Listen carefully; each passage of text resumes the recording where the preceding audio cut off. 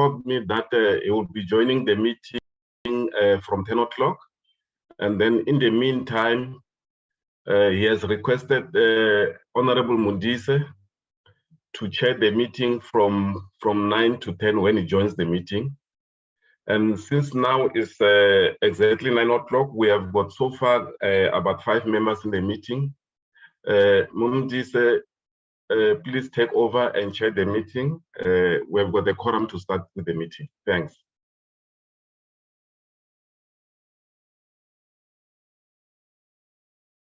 Hello, ma'am. I'm sure you are muted. Thank you, Mr. Matonsi. Good morning to members and colleagues and to members of the department. Our agenda, I think, is as it is highlighted on the screen. Recording in progress. Before I take apologies, members, in light of the Parliament's program today, we are all aware that we are having a mini plenary that starts at 11 a.m. and subsequently with the parliamentary sitting that starts at 2 o'clock. I would like to propose that we postpone the 2 items that we are supposed to be receiving from the department and the SITA and deal with item number 7, which will be the responses by the Department of Home Affairs on the Electoral Commission and from the Parliament's legal services. And will then take deliberations from the Committee on the Electoral Amendment Bill. So I propose that we deal with that one item so that we are all able to attend the mini plenary, which will start at 11 a.m. I would want then to get a view from the members, this proposal, that we postpone the 2 items from the department and SITA for a later date and deal only with the Electoral Amendment Bill and the deliberations thereof.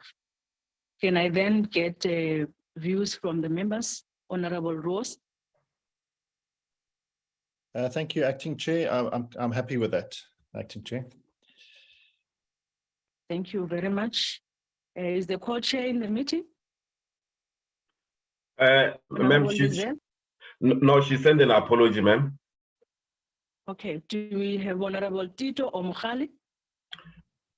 Miss Mtito, she's in the meeting. Okay, Honorable Tito. Morning, Miss Mutise and the colleagues and everyone who is present. Yes, I think that we can move with that. Thank you. Thank you very much. Honorable Pillay. Good morning, Chair. Thank you very much. No, we are in agreement of that. Supported. Thank you. Thank you very much, colleagues. To the department, we have then going to move the items that we're supposed to get a briefing or presentation from you. Minister, we will then move the items to a later date. We'll advise accordingly. Can we then move to item 7? Before then, Mr. Matonsi, do we have any apologies? Yes, we have already noted that of the chair. Any other? Yes, Mr. Rose just indicated last week that you'll be leaving the meeting at 10:15. And then also there's an apology from Ms. van der Merwe. Thanks, that's all, Chair. Thank you very much, Mr. Matonsi. Can we then move, colleagues, to item 7, which is the responses by the Department of Home Affairs on the Electoral Commission and the Parliament's legal services committees on the Electoral Amendment Bill. Minister, I'm not sure whom will be starting. Thank you. Thank you. Mr. Matonsi, what is it? No, I was saying in terms of the agenda, we are starting with the Parliament Legal Service Chair. Yeah. Thank you very much. Yes, Chair. If they are ready, yes. Chairperson, can I just disturb you a bit? Can I ask the team from Home Affairs to go back to their work and leave only legal people? The others must go away except the DG or whoever is representing the DG and the legal services, because I see a lot of people here who could be working. Then they'll come the day Home Affairs come to present. I just want to make that, and I also note, yes, from the agenda that we are starting with parliamentary legal services, followed by the IEC, is then that there's the department. Thank you. That is in order, Minister. The members of the department can be released or excused from the meeting. Thank you. Parliament's Legal Service, if you are ready, you can then take us through. Thank you, Chairperson. Chair, may I ask the Secretariat to flight the document? Yes, Mr. Matonsi, will you assist with that? Yes, Chair. I'm not sure if you are all able to see it. Is it a slide show? Is it on a slide? No, it's just a Word document. I can see. Okay, it, Chair, members, from colleagues, my- are you able to see the document? Yes, Chair. Yes, yes, Chair. Thank you very much. We can continue, Mr. Njikela. Thank you very much, Chairperson.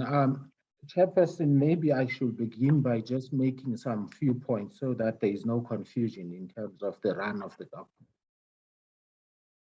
The document is based on the public submissions that were received on the second round of the advertisement of the Electoral Amendment Bill. Chair, as we go through them, you will realize that most of these issues have already been deliberated by the committee, and in many instances, decisions taken. So if you feel like you're time traveling, it's not your fault really. It's because some of these issues are coming up now and then. In terms of the structure of the document, we have broken the issues that were raised into themes. And we have compared our document with that was presented by the content advisor just a week ago. And we are satisfied that there is alignment between the two. Each theme, therefore, Chairperson, will be dealt with in two parts. One, there will be a summary of what the issues that were raised, and then there will be our response to those issues. Chairperson, just to be fair to the IEC, maybe I should mention that we have had an interaction with them on the document that we are presenting to you today. And I do not presume to speak for them, but my sense was that we were able to find each other on many of the issues raised there in terms of how we should be responding to them, but they will have an opportunity to speak for them. But I just thought I should acknowledge the cooperation that we received. Coming back, Chairperson, to the document, you will see we start with clause 1 definitions. What was the issue then that was raised? Was the issue of the definition of a person, that it should be changed to refer to a citizen and not just a natural person. That was a proposal. Chair, we respond in this way, that we cannot define a person to mean a citizen, as the term person as used in the Act is not restricted to only citizen.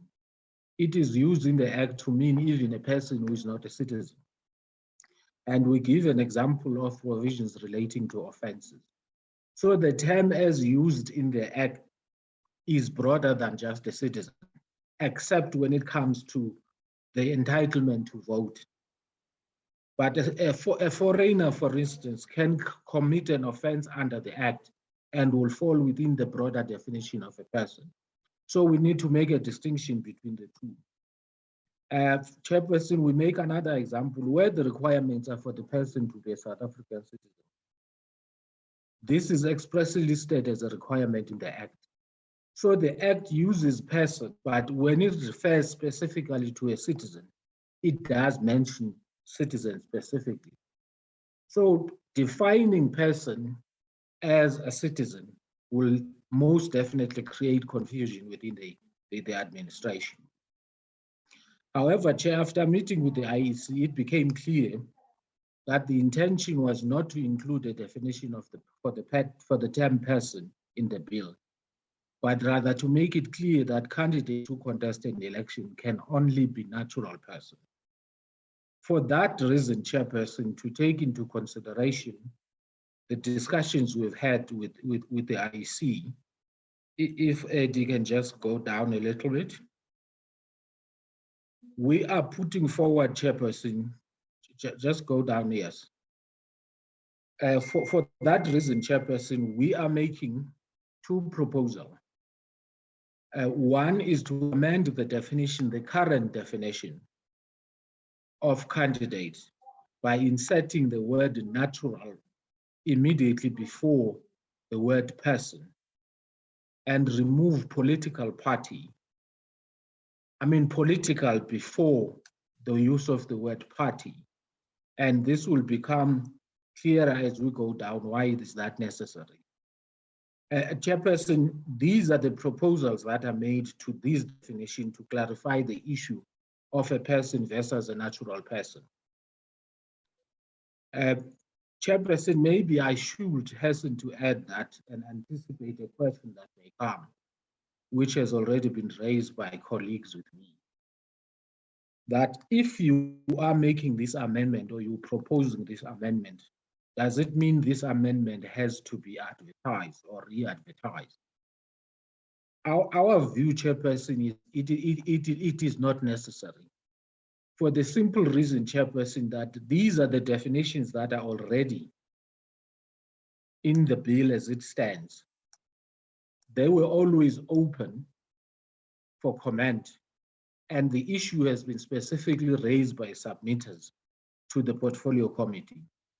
So we do not think it necessarily means that there must be a definition, because the substance of the definition is not changing, but simply to align the use of the party in the constitution and the clarification of what is a person.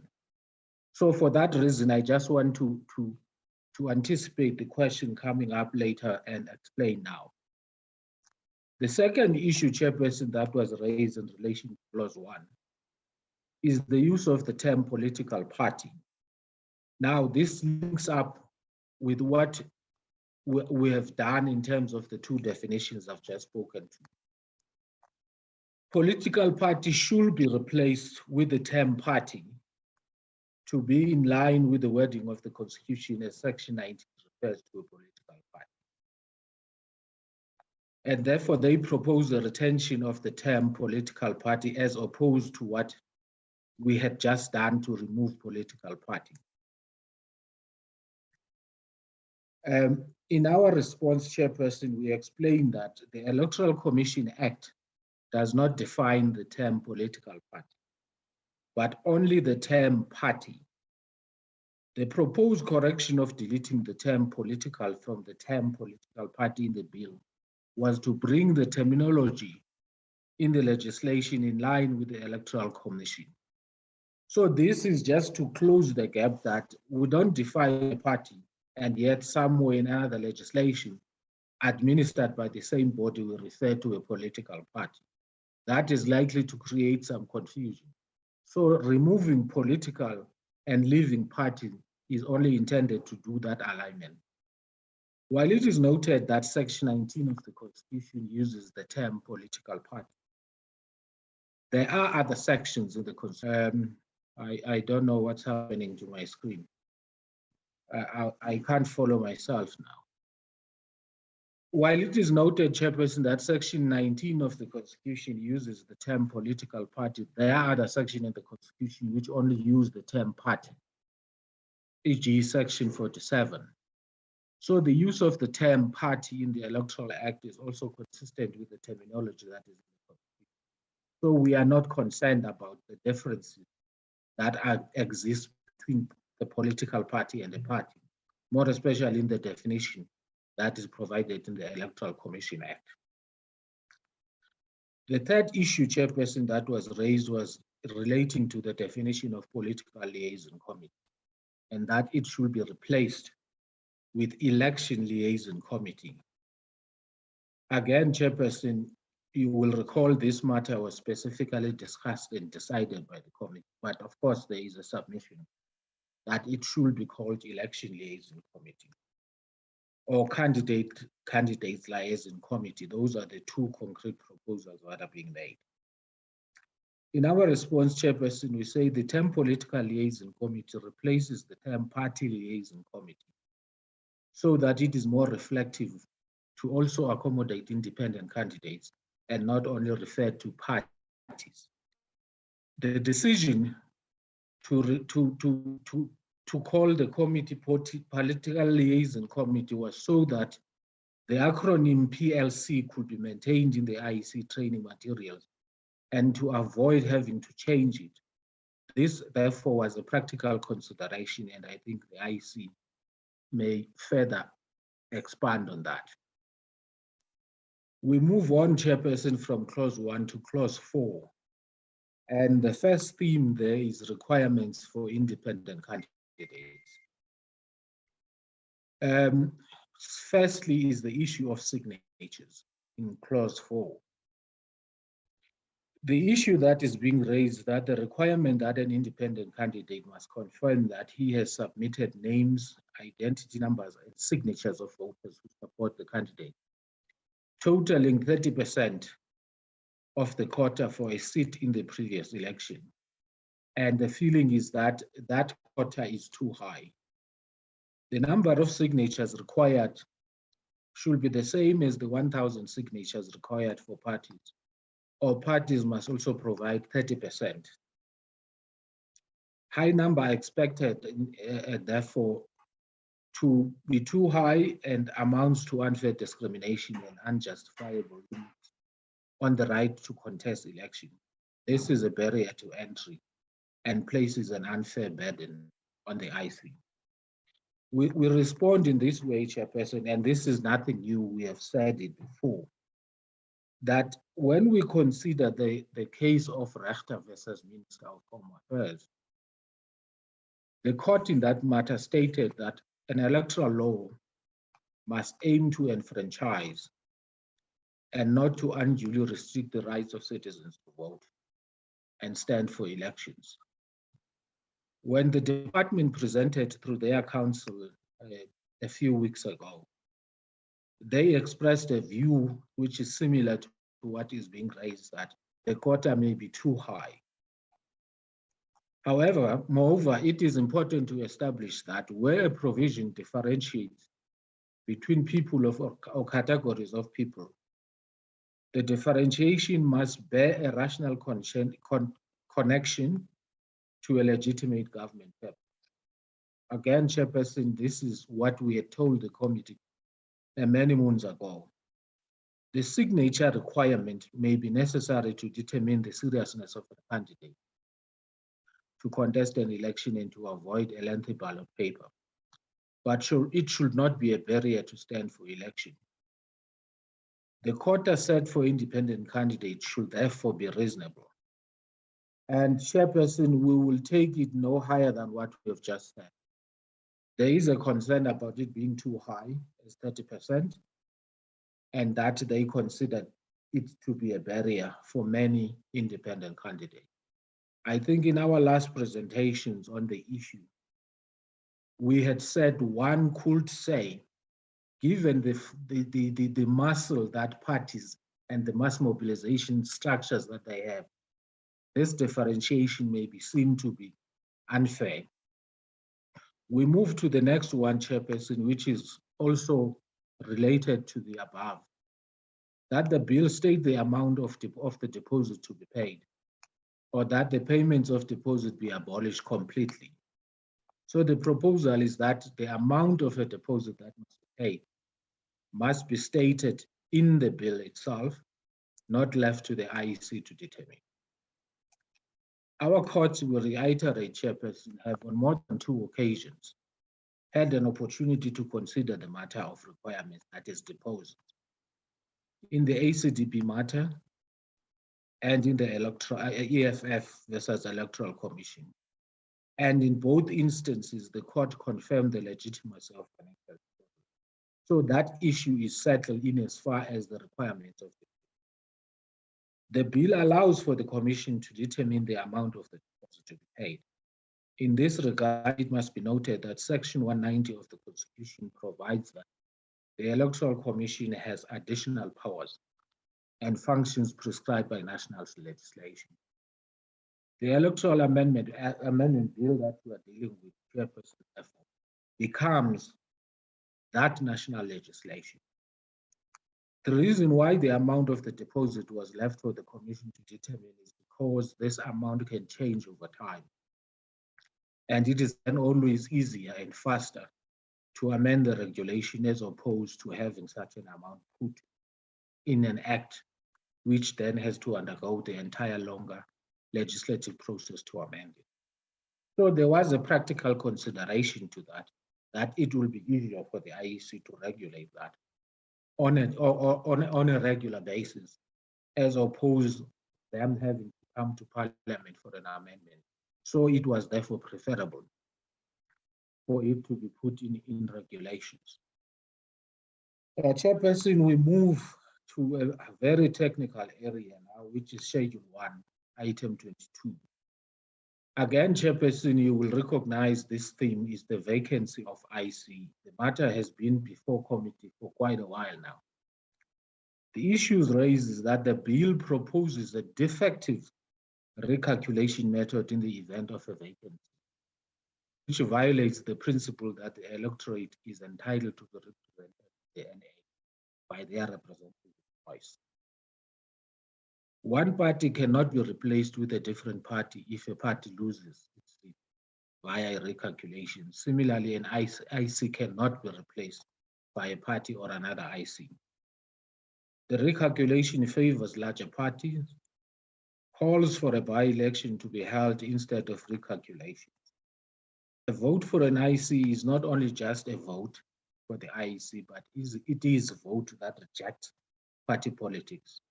Yet the recalculation provides for the IC who want the seat to have their votes discarded and will potentially result with an IC being replaced by a political party. Calls for an option of a running mate system where an IC can nominate a potential replacement before the election reflects the will of the people. Those are the proposal, Chairperson, and a summary of the issues that were raised. In our response, we briefly explained that vacancies in the NA and provincial legislature filled as per Section 47 and 106 of the Constitution. There is no doubt about that. During deliberations and on advice from the IEC, it was agreed that by-elections were not practical during a term, and they will be administratively burdensome and very costly for the IEC. IEC further advised that to reserve a seat for an IC or a member of a party could risk a seat being allocated in an unfair manner which could offend the principle of vote of equal value. The committee was discouraged by the use of a running mate, as voters may not want their candidate replaced as they voted for that particular person. This may not reflect the will of the people. Also, some ICs may not want a running mate. Again, Chairperson, there has been extensive deliberation on the issue of replacement, and the recalculation was the solution that was provided. I'm sure the IEC again will speak to that issue when they have an opportunity. The next one, Chairperson, relates to forfeiting excess IC's vote after attaining the requisite votes for a seat. The discarding of IC's excess votes cast in other regions which do not meet the highest figure limits proportional representation.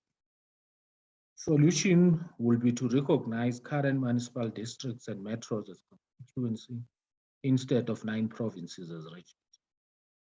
Discarding votes is against the will of the electorate, and when they cast their vote in a region. Chairperson, you will see from the content of what is being raised that this relates specifically to the issue of ICs being able to contest multiple regions. In our response, we state the following, Chairperson. We have provided the committee with advice on whether discarding excess vote undermines the equal value of every vote, and whether this makes votes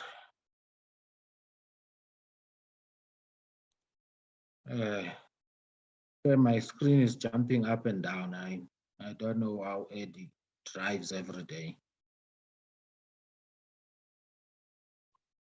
Further, Chairperson, we have explained in detail that an IC cannot occupy more than one seat at a time. This is a practical difficulty. Once the minimum number of votes required to secure a seat is determined, all additional votes may not practically be utilized for somebody else, because those voters would have chosen Njikela to be their representative. Once Njikela qualifies for a seat, that is it. Go down, Eddie.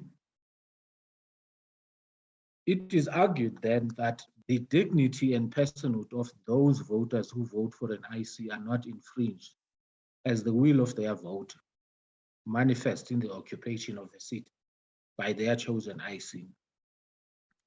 Regardless of whether their vote counted towards the appointment of the IC or whether their vote forms part of the excess vote that went towards the appointment of that IC, but were discarded due to the IC gaining seat.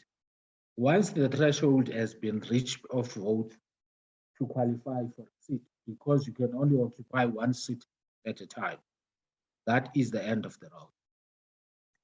We are hoping, Chairperson, that the IEC in their presentation will speak further to the practicalities of that. The next item, Chairperson, is aggregation of IC votes across regions.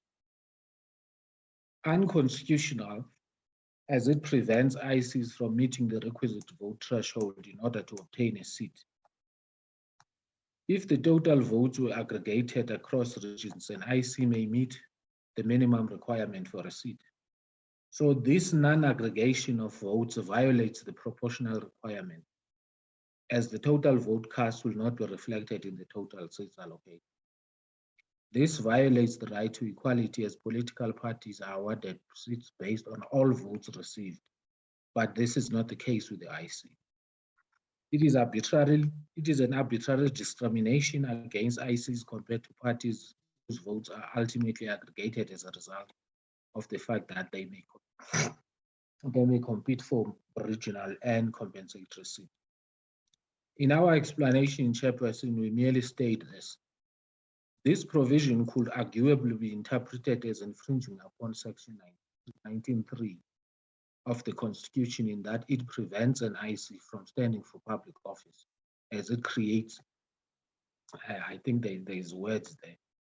I suppose it creates differentiation in terms of how the votes for the IC and political parties are dealt with. We have provided the committee with extensive advice on the limitation of rights, that if a provision differentiates between people or categories of people, it must be a rational connection to a legitimate government purpose, or it will be deemed unconstitutional. Therefore, the question is, what is the purpose behind preventing an IC from aggregating its votes?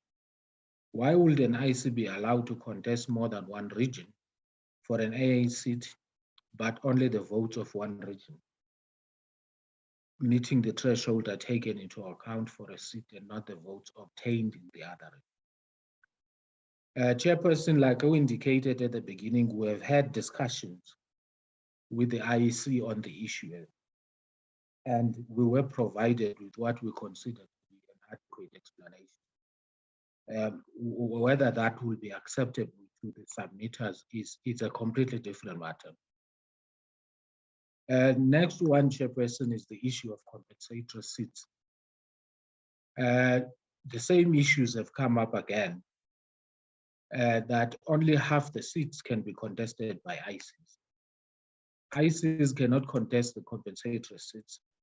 The votes cast for ICs are outright precluded from being proportionally translated into seats, and IC may only stand for half the seats. Again, Chairperson, without even going through all of them, this issue has been firmly before the committee, and a decision was made on the 200 split. In our response, Chairperson, we state the following. It has been explained to the committee that the bill does reflect the constitutional requirement of general proportional representation.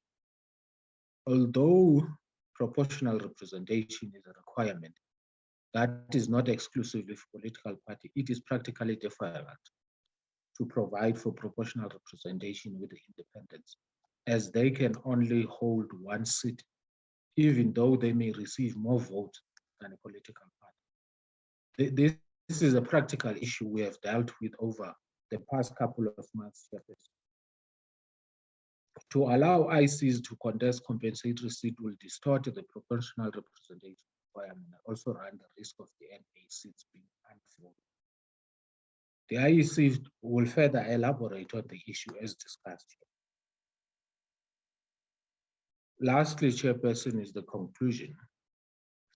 And just for the record, we state that the submissions raise many other technical issues, such as, for example, the effect of recalculations, which was touched on briefly above, how seats are allocated, why only one ballot for the provincial legislature, and many others, which are technical issues that are specifically within the expertise of the IEC and the department. And we're hoping that in their presentation this morning, they will touch on those issues and provide technical advice to the committee. Committee Chairperson, through you, I don't know if you will allow my colleagues, Daksha and Telana, to just fill any gaps that I may have left in this presentation. Thank you very much, Chair. Thank you, Mr. Njikela. Yes, your colleagues can come in. Good morning, Chair and honourable members. This is Daksha. I'm fully covered by my colleague, Mr. Njikela, nothing further from me. Thank you. Similar, I'm fully covered by Mr. Njikela. Thank you very much, colleagues. And thank you for that presentation, Mr. Njikela. Can we then take the IEC? Mr. Mamabolo, if you are ready.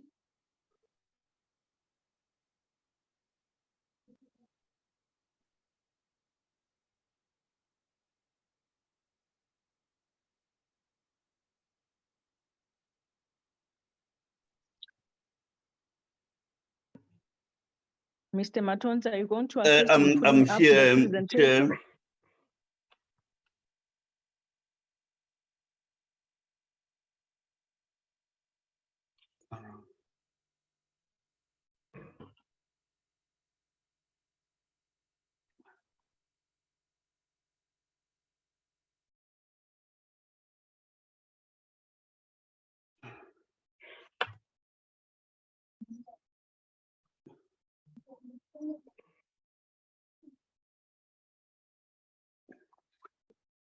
Chair, I'm trying to get my document on screen. I'm so sorry about it.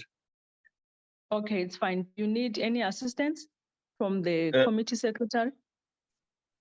Or are you able to flight it? I will be able to flight it, Chair. Just 1 second, just bear with me for a minute. Noted. Sure. But we are here and ready.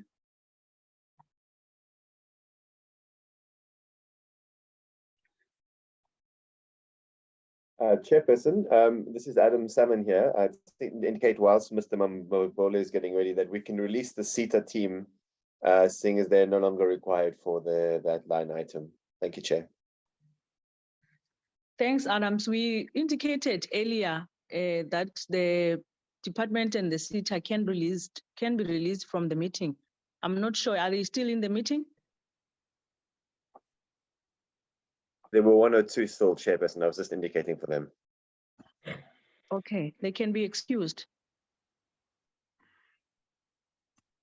Chairperson, the people who are in the meeting are senior Home Affairs officials who are part of this. I'm not sure about SITA, but the Home Affairs officials who are here are part of this meeting. Thank you. Thank you, Minister. Noted. Chair, I'm now projecting and ready. You can continue, Mr. Mamabolo. Can we all see, Chair, the document? Yes, we can see. Thank you very much. Chair, thank you very much for the opportunity. We're going to be dealing with, in large measure, the issues around seat calculation, because a large measure of submissions dealt with issues with matters related to the seat calculation proposals as currently in the A list. But we felt it's important that we take a step back to analyze the notion of proportionality in comparative perspective. And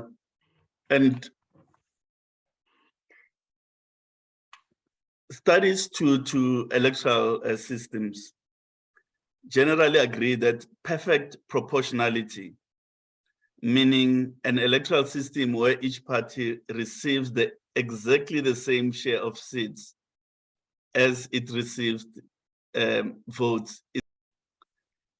So it's an ideal to which electoral systems aspire, but it's not a perfect proportion is not attainable, and that is what you get from literature on electoral systems. So number 3, it logically follows that some deviation from perfect proportionality is unavoidable. In other words, some level of disproportion is unavoidable in any electoral system.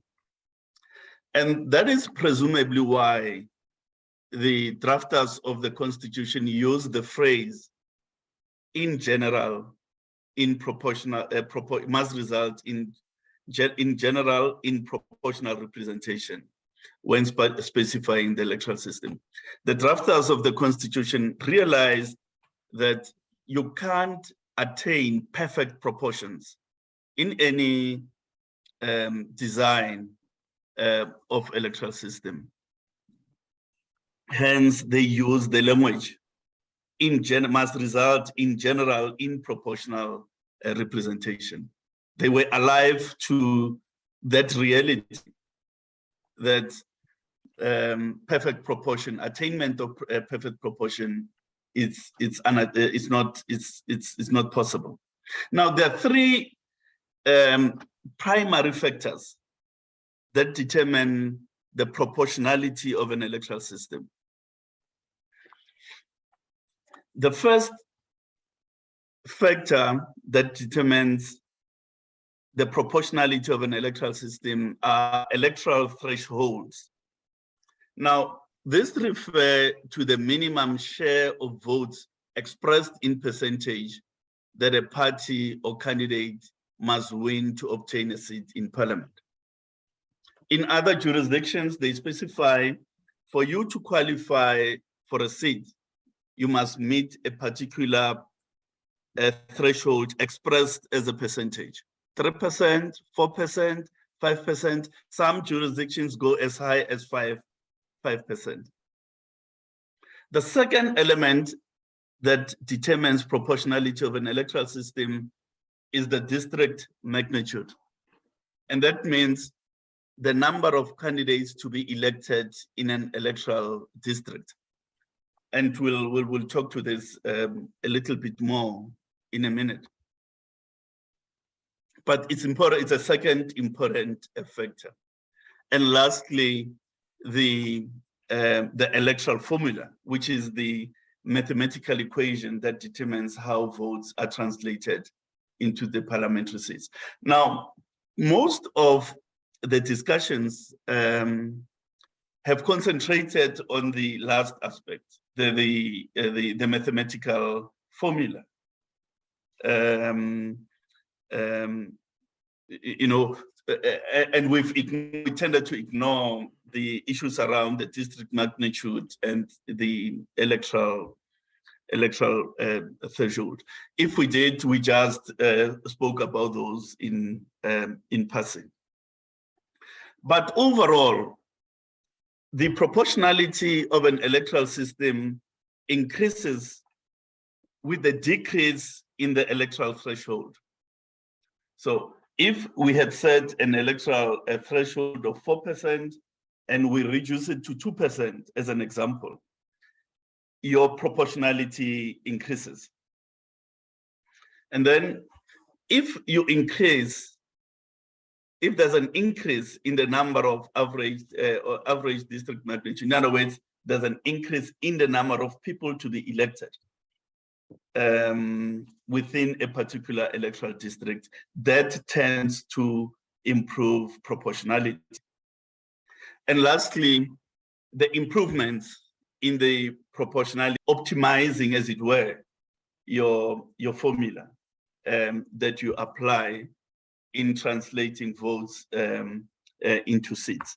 So those are the three key factors, and they are all important in determining a proportionality of an electoral system.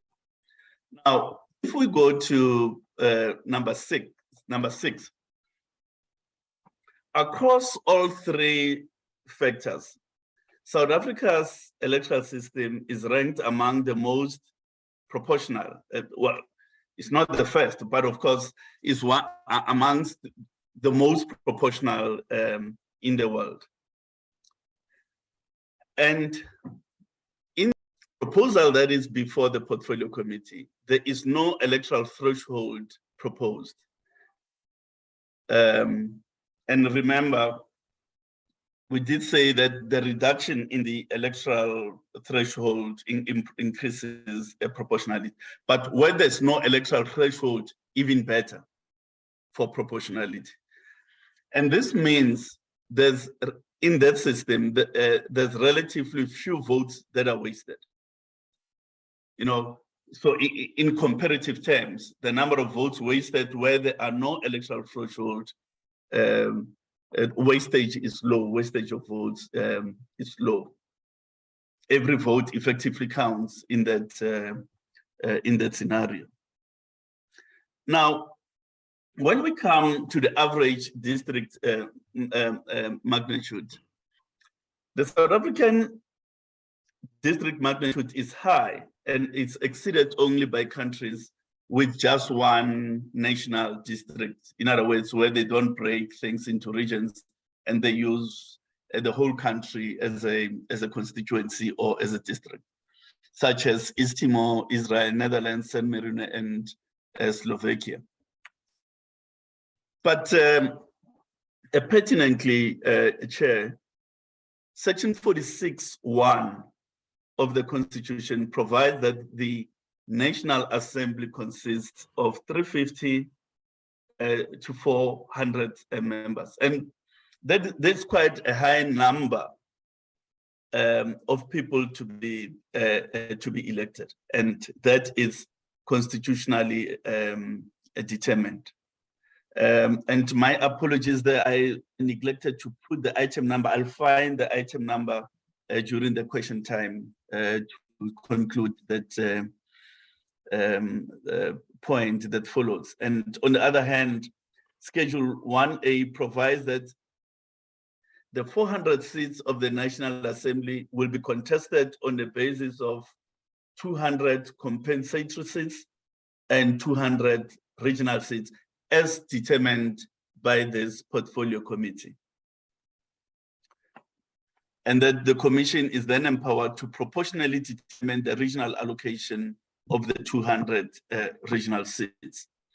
And furthermore, Chair, Schedule 3 of the Electoral Act provides that ahead of an election, the Commission must determine the size of the provincial legislature. So our average district magnitude is high, 400 at the level of the National Assembly. In the regions, there's a regional distribution that is proportionally determined, as well as now the provincial, for the first time since 1999, the sizes of provincial legislatures will also be adjusted ahead of an election. Now, on this issue, finally, the group formula, which is proposed in the bill or in the A list, is considered one of the most proportionate electoral formula, along with HER, which we had occasion to discuss fully with the Portfolio Committee, as well as the Saint-Elag. You know, those are the three most proportional formulae in literature that you can find. So based on the submissions that were received, especially one from Mr. Atkins, there are two additional refinements that we are proposing to optimize the seat calculation formula. Now, when one looks at the themes,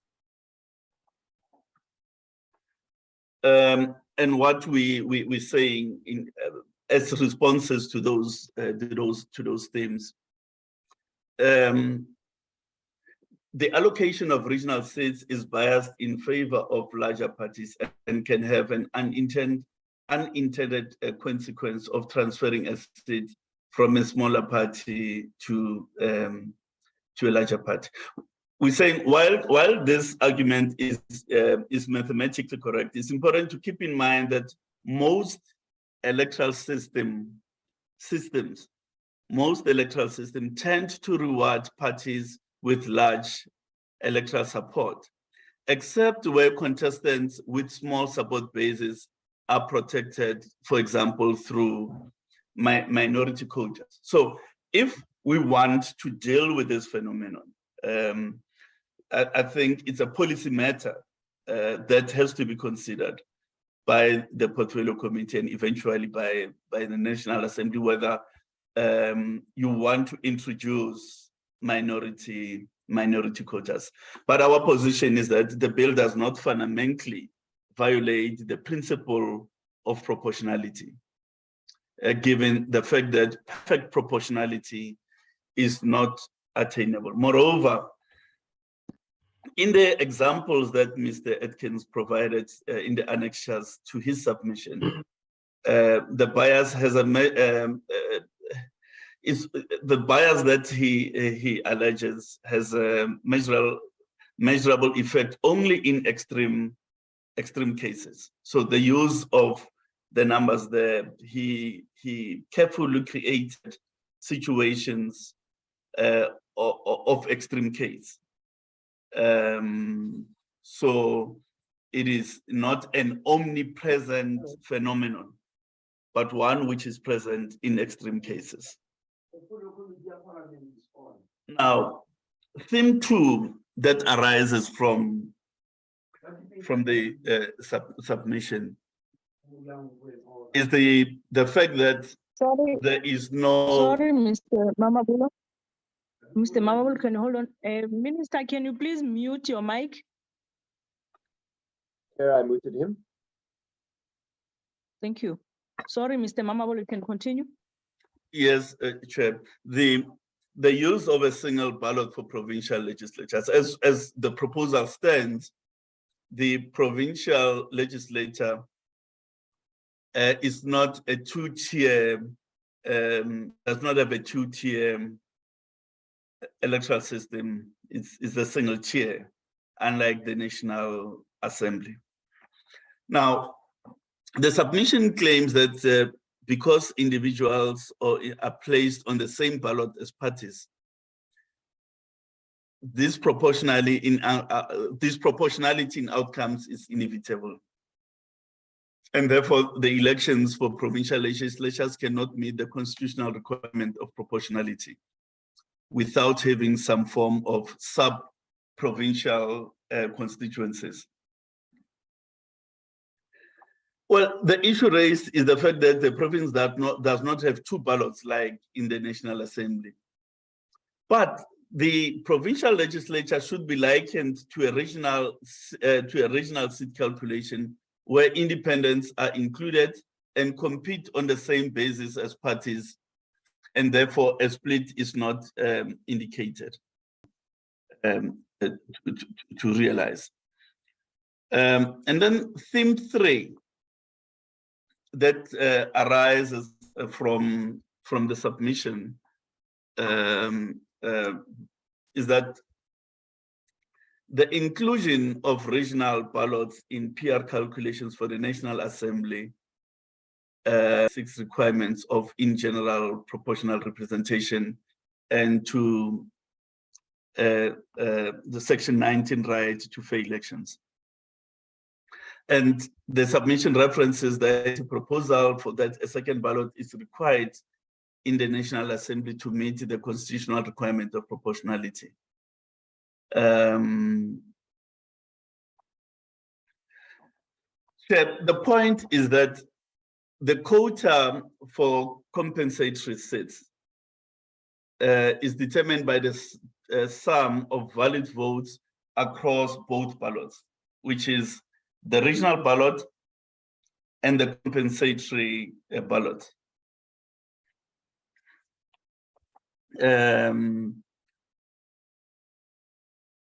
And the total number of votes, valid votes from both the region and the from both the regions as well as the compensatory seats are lumped together, and we divide that using 400 seats, and that is important to secure the overall proportionality of an election, which is a constitutional imperative.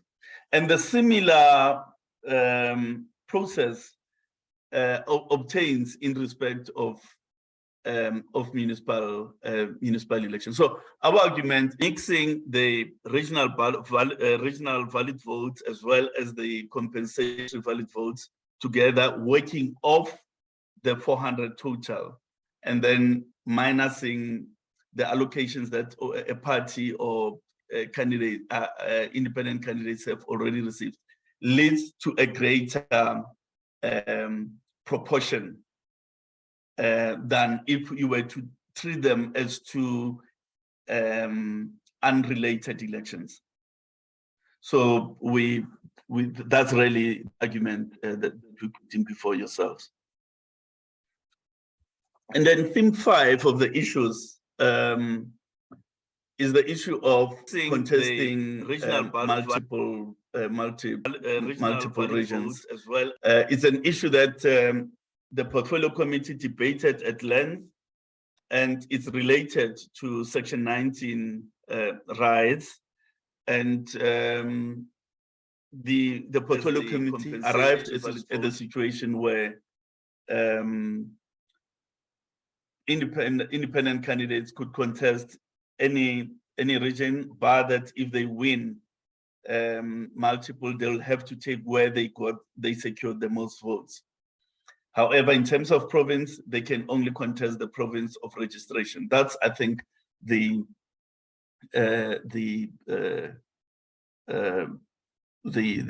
position of this Portfolio Committee. It's a matter of policy choice in which the committee exercised itself.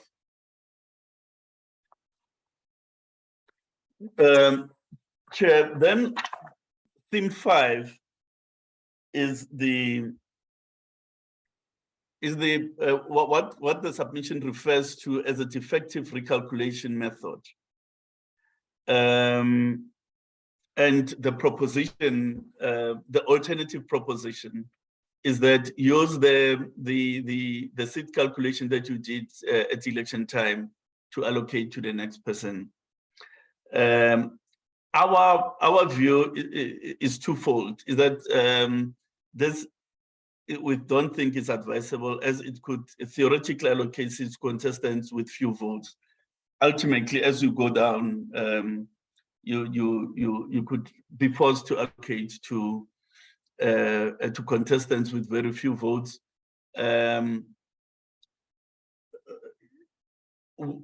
which will have a disproportionate effect, because the more you move from the quota,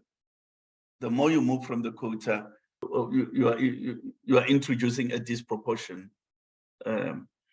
Also, during the 5-year term, remainders may be depleted. So without a recalculation, there could be a shortage of remainders to allocate seats to. Now, Chair, to optimize a few additional, well, not additional, but refinements to existing provisions that the submissions have raised, and we've looked at them, and we propose the following drafting in Parliamentary Legal Service and the State Law Advisor.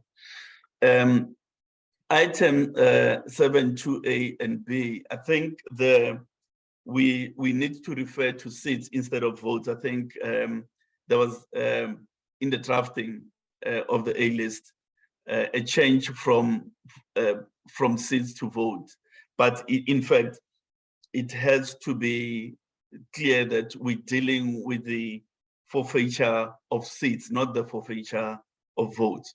So that item 7.2a and item 7.2b deals with that. And then item 12d, it's important to include in this item or independent. It's just the addition of that word which was missing in the A list. Now, based on the submissions received, we also think that it is important.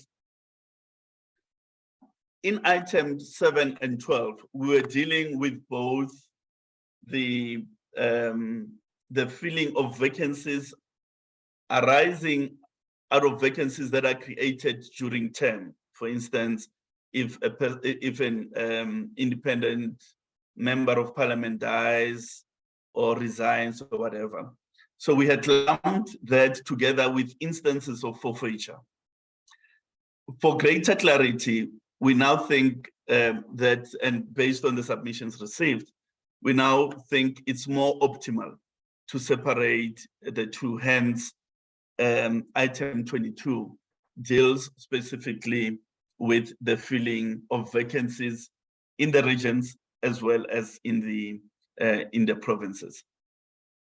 And then item 7 and 12 will deal with forfeiture instances where a party has given us a list short of its allocation of seats. For instance, a party is entitled an original allocation of 4.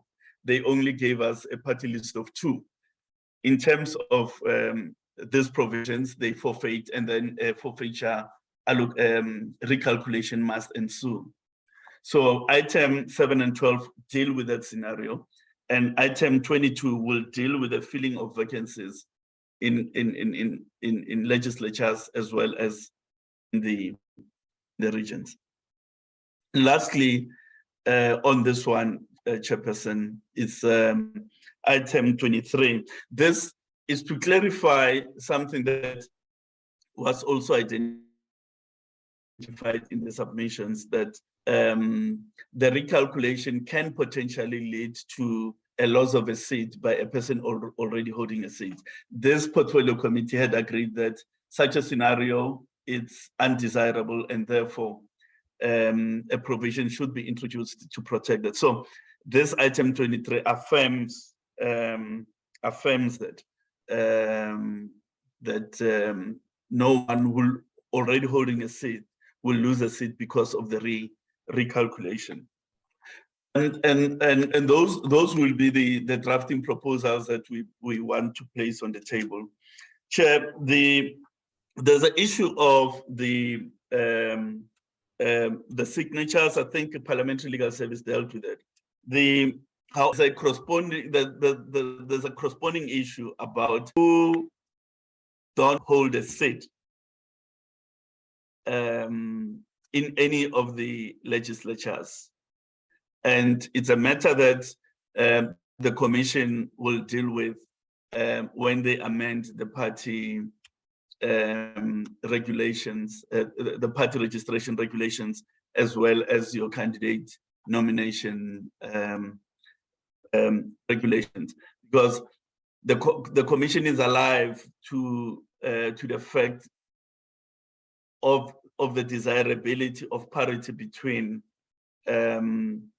unrepresented parties and independent candidates. So it's not a matter that is outside of the realm of thinking in the Commission. The issues of parity with respect to that will be dealt with in the regulations.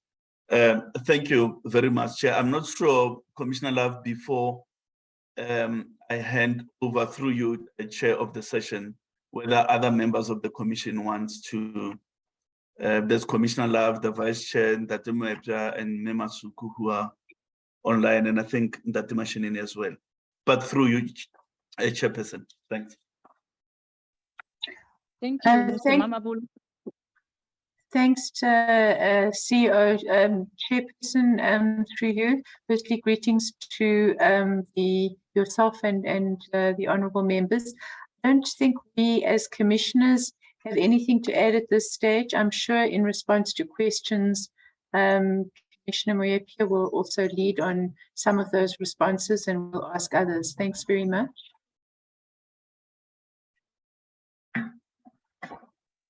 Thank you very much, members. We will then take the last item, a presentation from the department. Thereafter, members will deliberate on the presentations.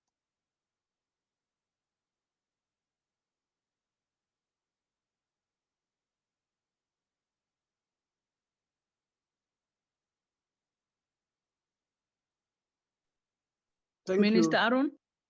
Yes, thank you, Chairperson. I'm waiting for the document to be projected on the screen.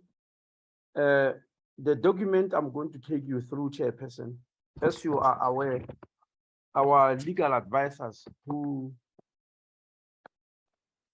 put up together this bill that is being debated is Senior Counsel Stephen Butlander and Advocate Michelle De Beer, who unfortunately could not be with us today to appear somewhere. They had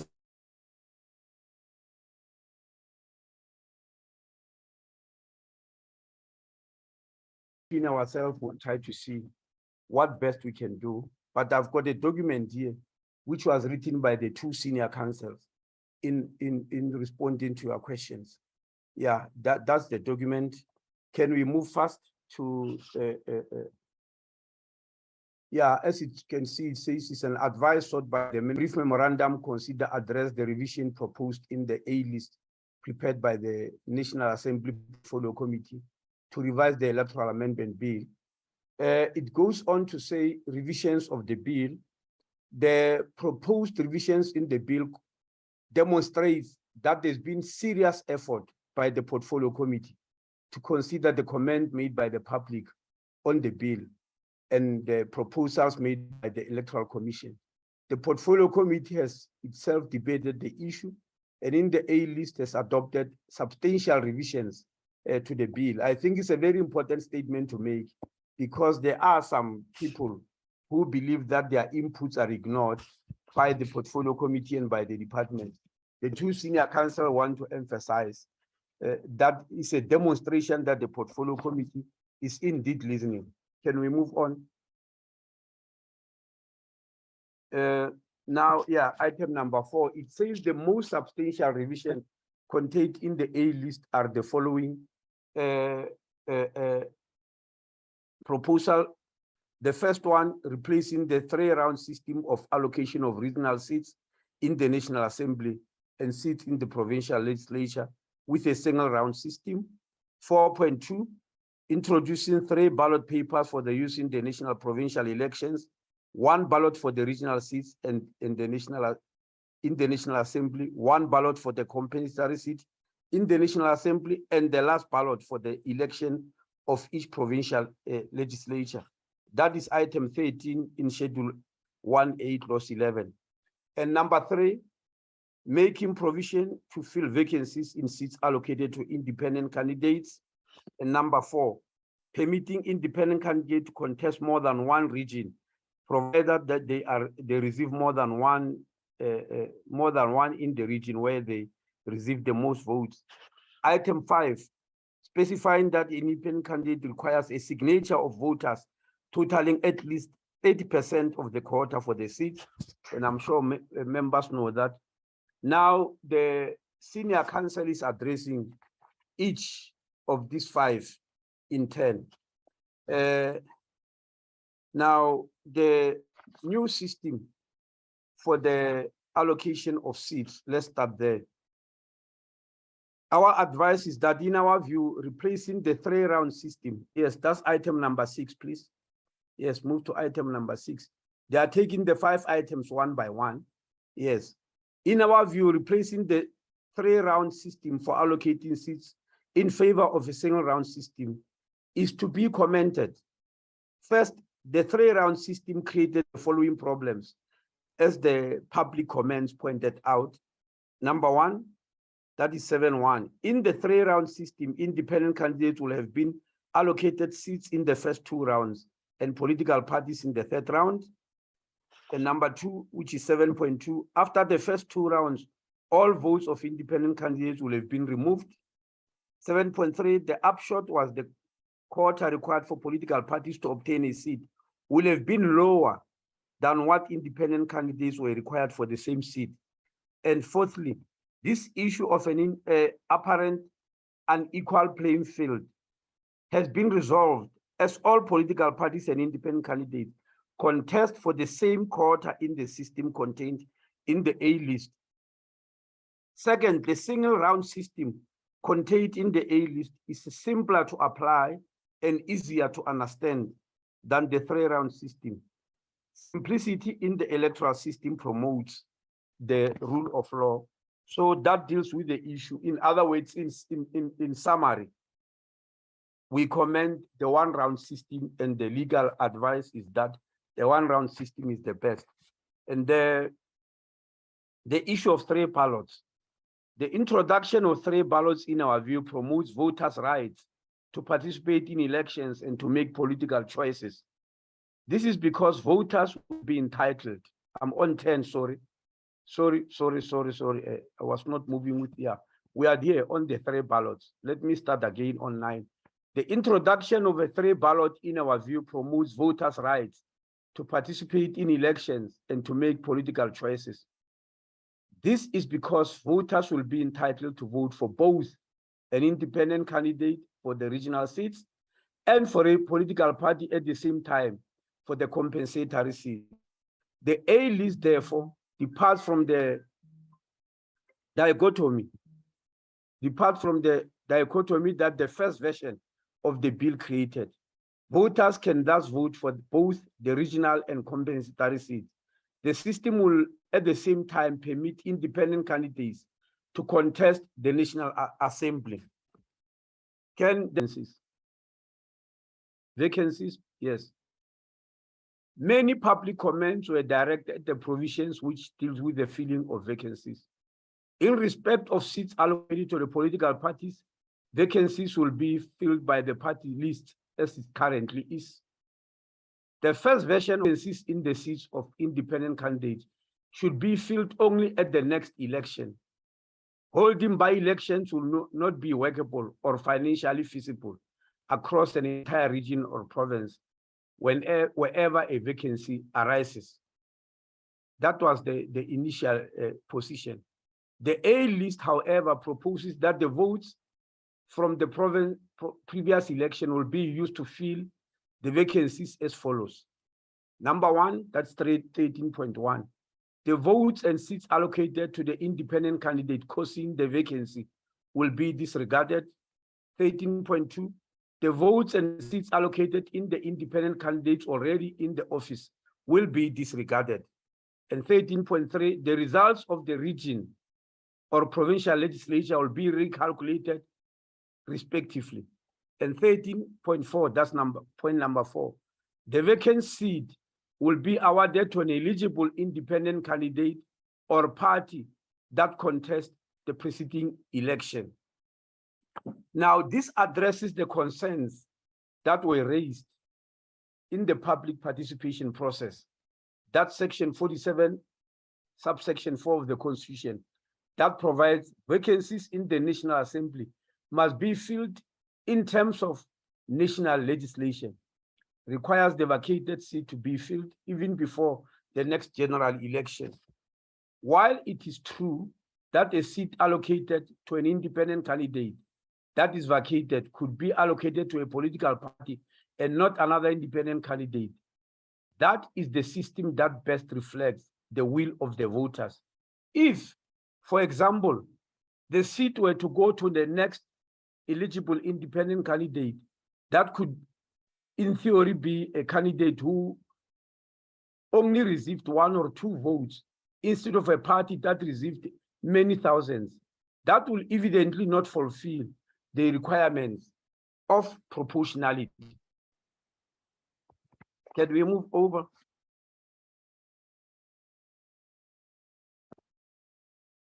To item number 16. Now we deal with independent candidates contesting more than one region.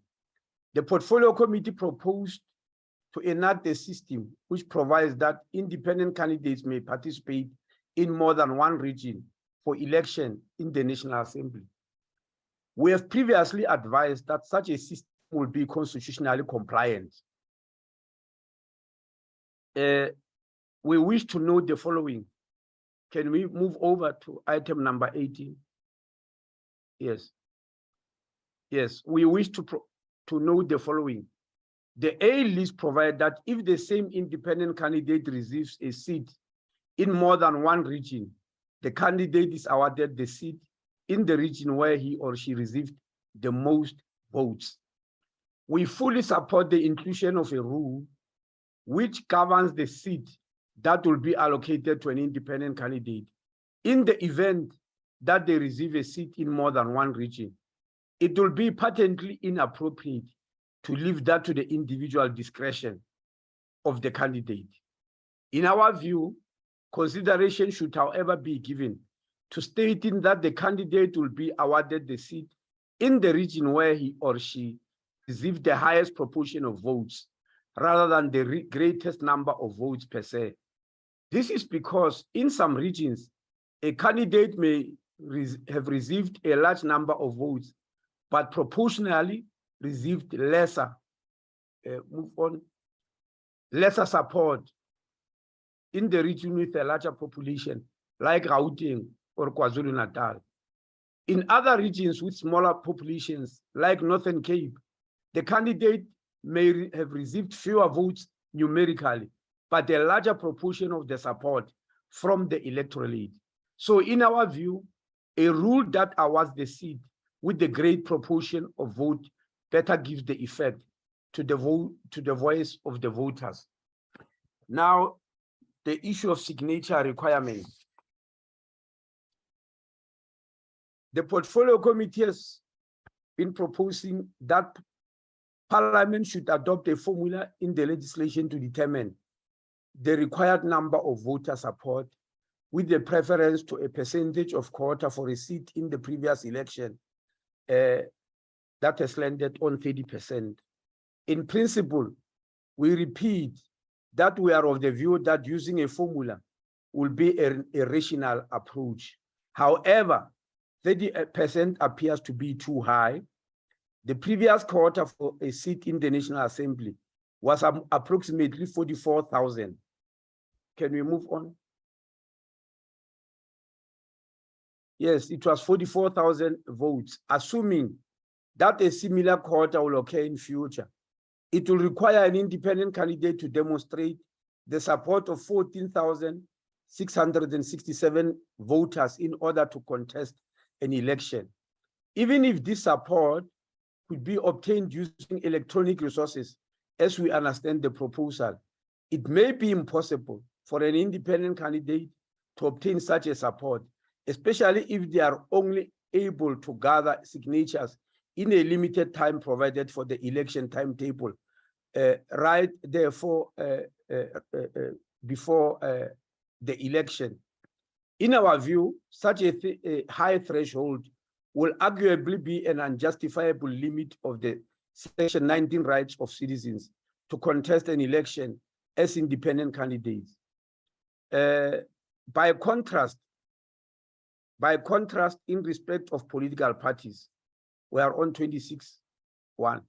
Section 15(3)(a) of the Electoral Commission Act 51 of 1996 provides that a political party's application for registration for purposes of contesting an election shall be accompanied, blah, blah, that the party's deed of foundation, which has been adopted at the meeting of and has been signed by the prescribed number of persons who are qualified voters. The Commission is empowered to prescribe the number concerned. The relevant regulation currently provides, and I quote, the deed of foundation referred to in Section 15 of the Act must be signed by, can you move on?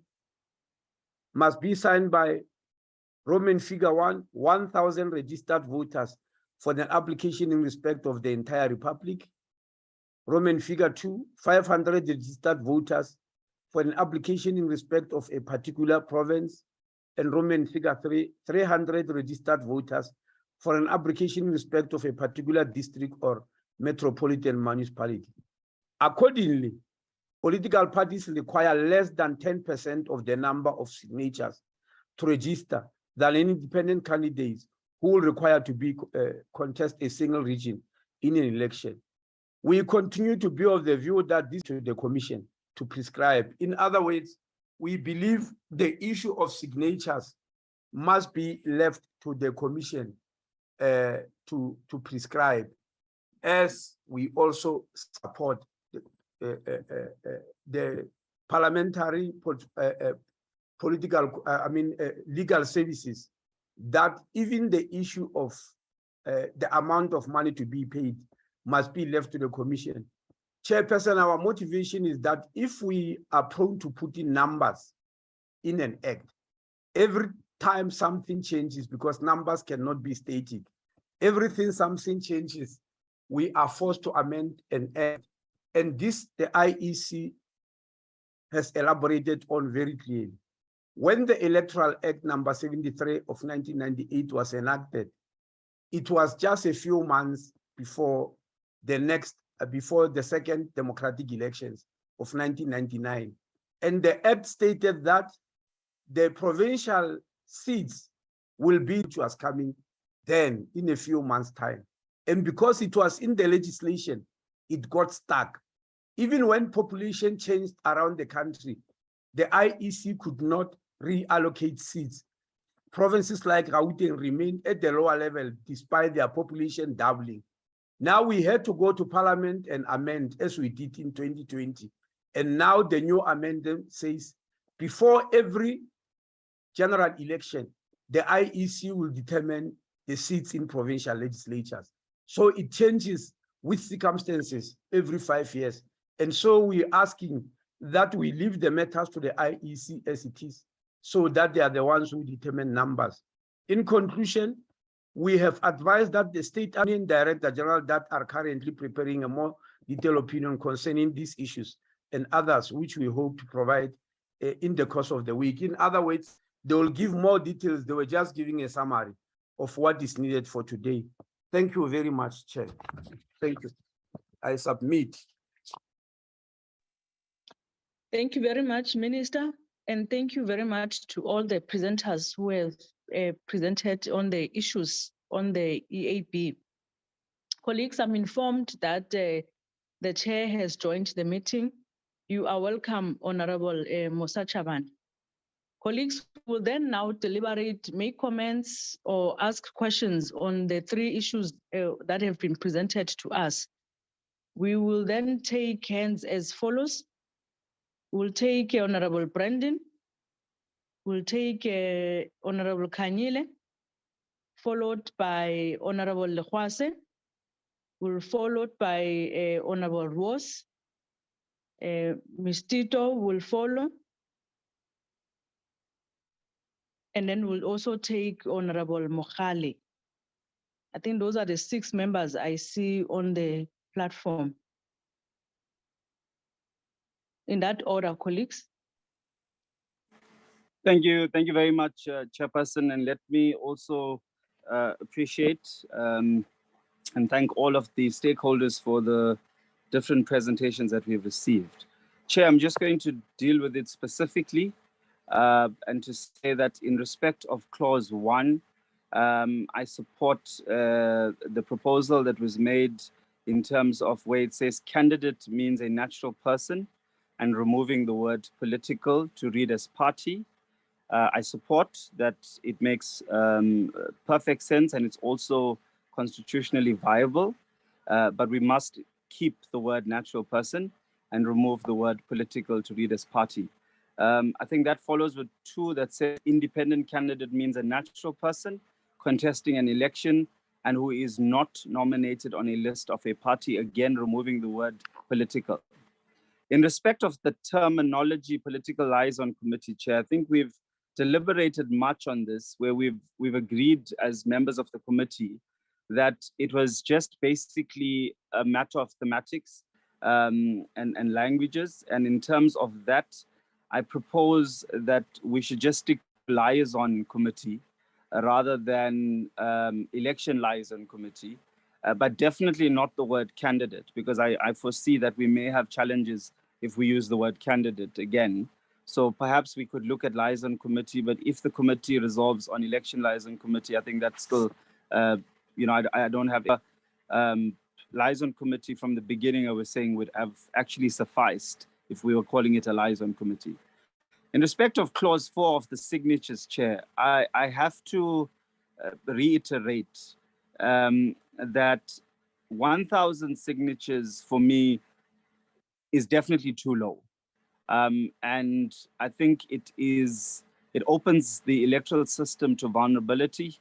And in respect of that, I also want to say that if we agree that 30% is too high, then we could look at consideration. But definitely from the previous presentation we received, I think it was a state law advisor, and I stand to be corrected, where they proposed 25%. Chair, we could look at bringing that to 25, or perhaps even looking at when it goes to the NCOP, if that changes, but definitely not 1,000. That becomes really challenging for me to have to accept. In respect of clause 4, section 31B, that's 2.2, Chair, I support and I want to emphasize that the deposit must remain with the IEC. So I'm proposing that clause in terms of the deposit, as we've agreed as the committee, it should not be in the bill, but it should actually be left to the IEC to determine.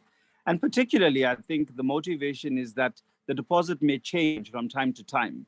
And so we can't be coming back to Parliament to make changes to the bill all the time based on the deposit. So it's a principle that says there must be a deposit.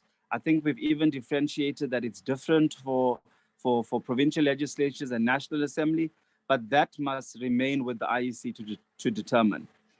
In respect of 3, which is Schedule 1A of vacancies, Chairperson, I am of the firm view that the current proposed or proposal in terms of filling a vacancy is fair. It's also constitutional. We've also sought legal advice and opinion. and we have been guaranteed that this is a fair process. I want to further support that remains, that it's allocated to the next political party or independent. It just becomes, really, if you look at submissions, you can't run a by-election. And how are we going to run a by-election if we are not using constituency-based system? And I think we've passed that stage of saying that there's going to be a change in the electoral system. We've agreed that this is the way we're going to go. And so hence, you can't run by-elections if you don't have constituencies. Further, you would have seen that there were submissions that are saying that we should have all municipalities as. I can't understand the logic of that, Chair, because how does one member take care or provide support to an entire municipality or district? I think it's really far-fetched. In respect of 4, sorry, the clause which is Schedule 1A, Item 7, the forfeiting of votes. Now, Chairperson, I think it was clearly spelled out that it's actually a forfeiture of seats. And this is clear because you only receive 1 seat. So if you get the number of votes in terms of the prescription and the threshold, you meet the threshold, you get 1 seat, and that is it. You can't get any other seat. Now, I think it's also fair to note that this is the same for both political parties and independent candidates. So there's no one that's being treated differently from the other. I mean, there are political parties that meet a threshold enough for another seat, it means they don't get a seat. Again, that is discarded. So it's the same for both political parties and independent candidates. And then, Chairperson, in terms of 5, which is clause, I think Schedule 1A, Item 7C, and that of aggregation of votes.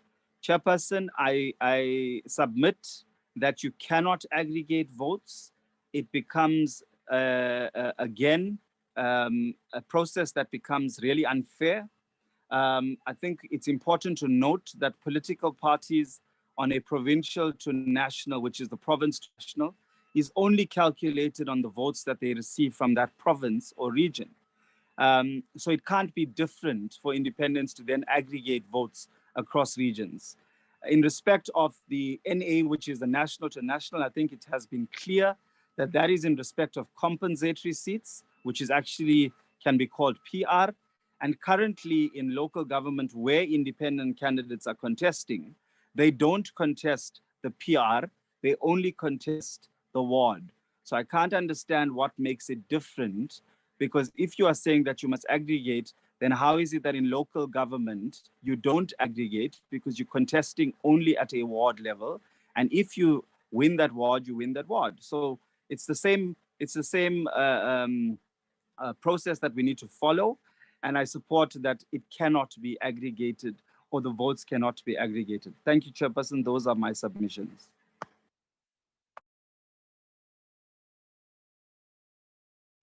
Thank you very much. Before I continue to the next member, Honorable Chabani will now take over the meeting.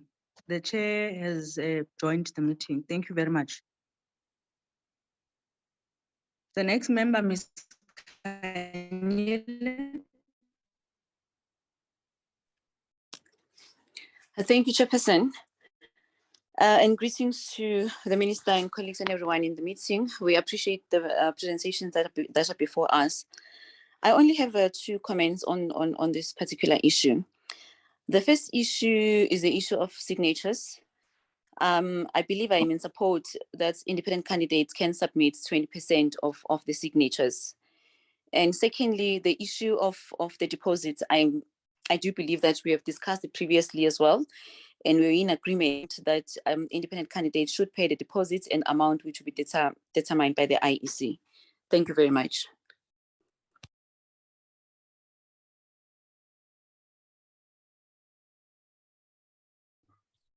Thank you very much, Honorable Jose.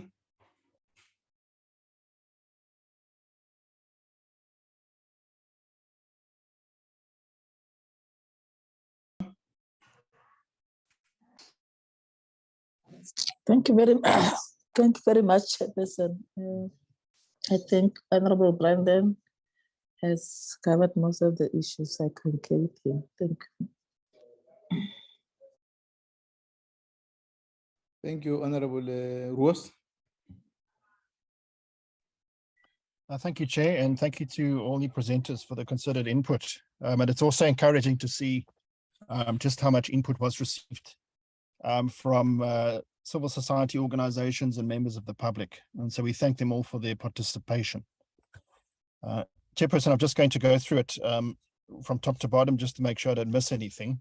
I think I concur with the Parliamentary Legal Advisor's inputs on clause 1. There's mention of partisan, but a partisan means a strong supporter of a party, cause, or a person. So I think for sure, political parties and independents would fall under the description of a partisan. But certainly, it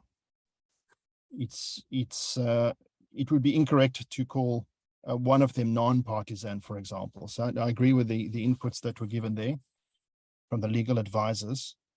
Then in terms of the more than one region, I think, we have always said that independents should choose one region.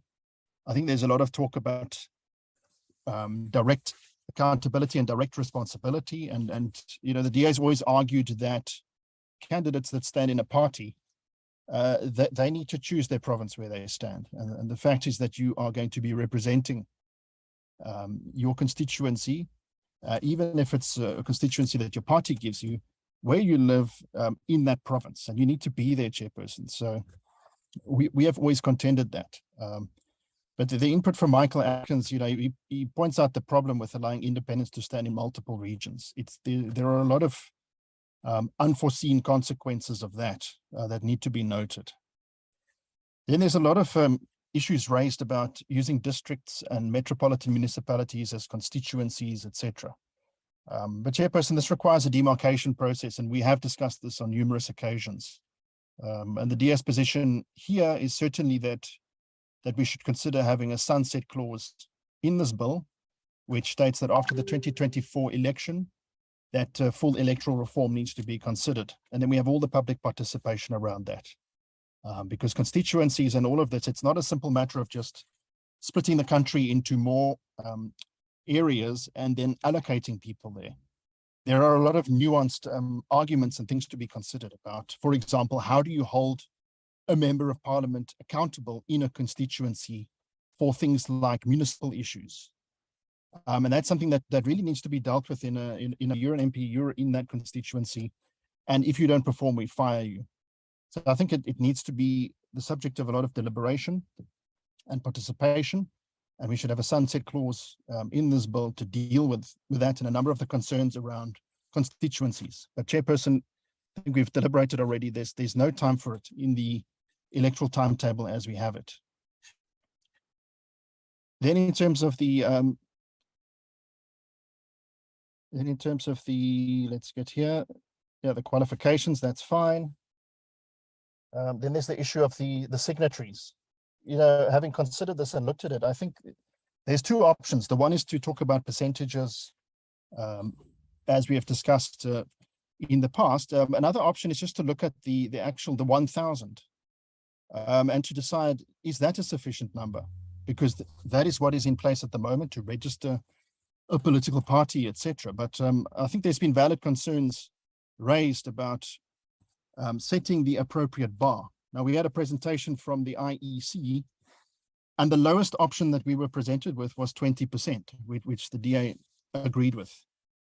But I think, Chairperson, we also need to consider saying, well, perhaps instead of setting a one requirement for political parties of 1,500 and another one of a percentage for independent candidates, is to potentially just look at the 1,000 and make that whatever number that we decide on as we deliberate, just make that applicable to political parties and to independent candidates when they register with the IEC.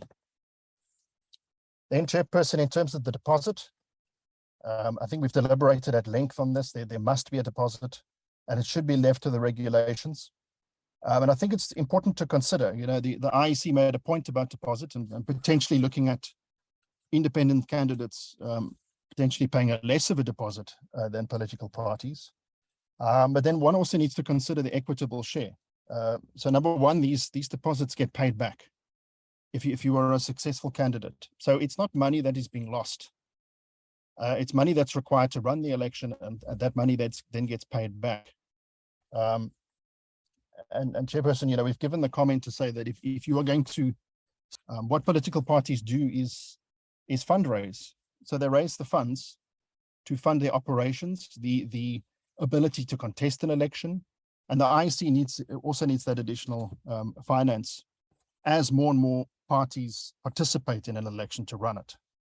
And so the idea of not having to pay a deposit at all would also be unfair. I think we need to look at the two sides of that picture. Number one, deposit should be there.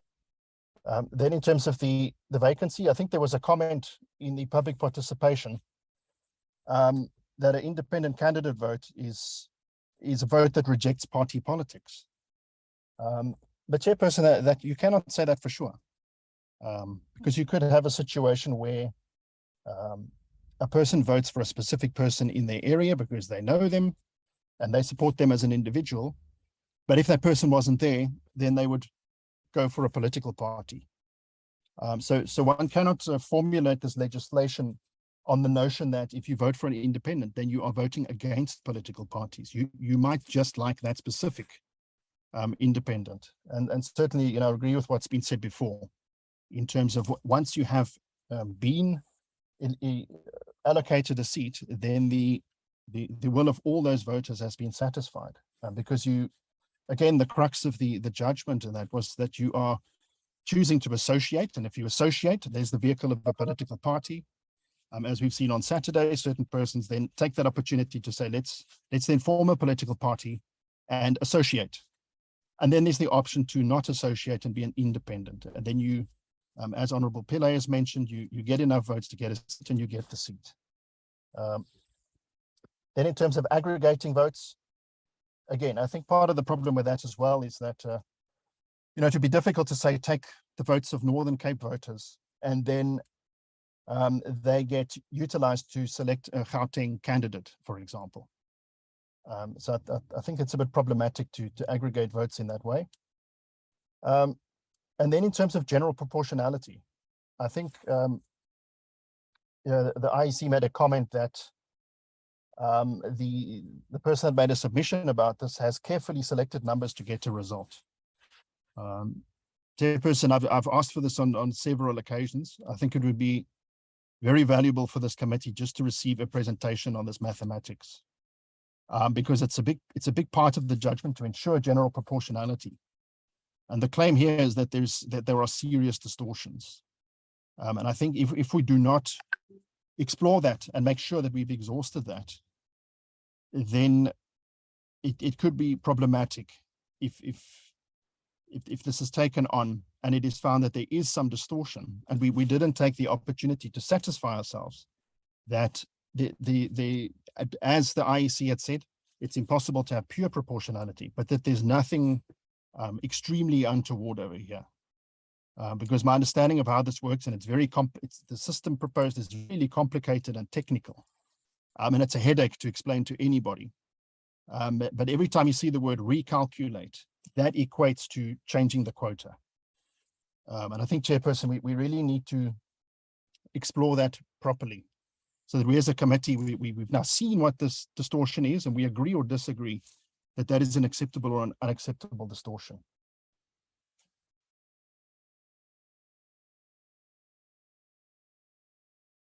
Chairperson, I think I've covered everything in this report, but in closing, okay. Chairperson, I would just like to request that we are given an opportunity to caucus with our caucuses on this after we've received the responses before we make a final deliberation on these amendments. Thank you, Chair.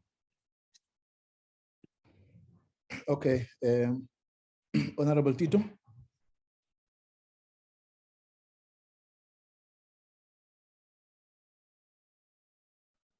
Honorable Mukhale.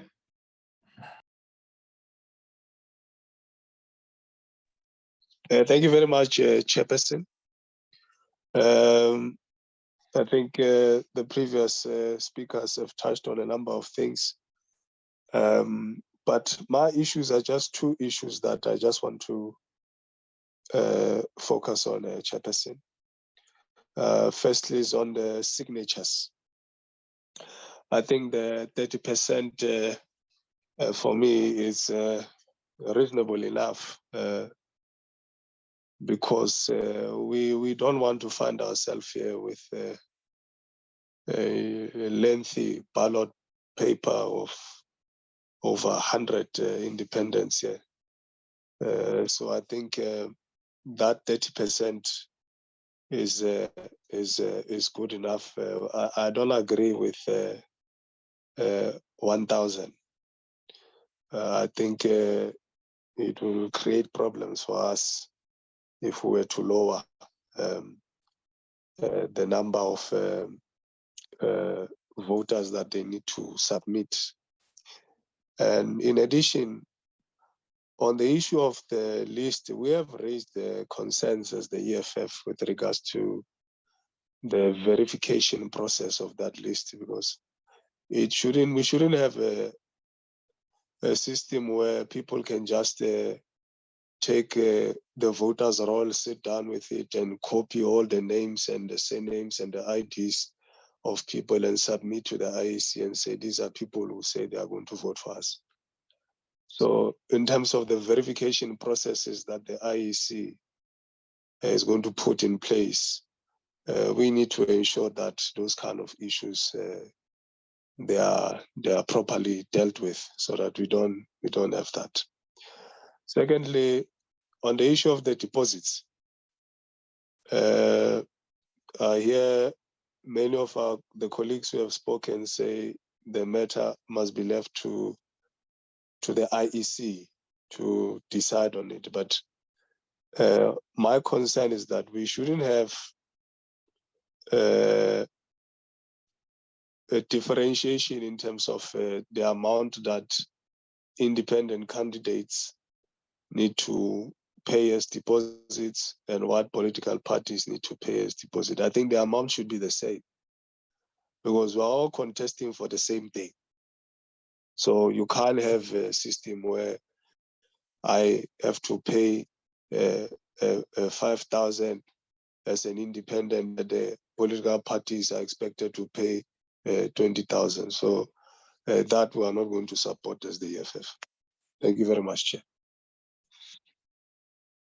Thank you, Honorable Mudisemta.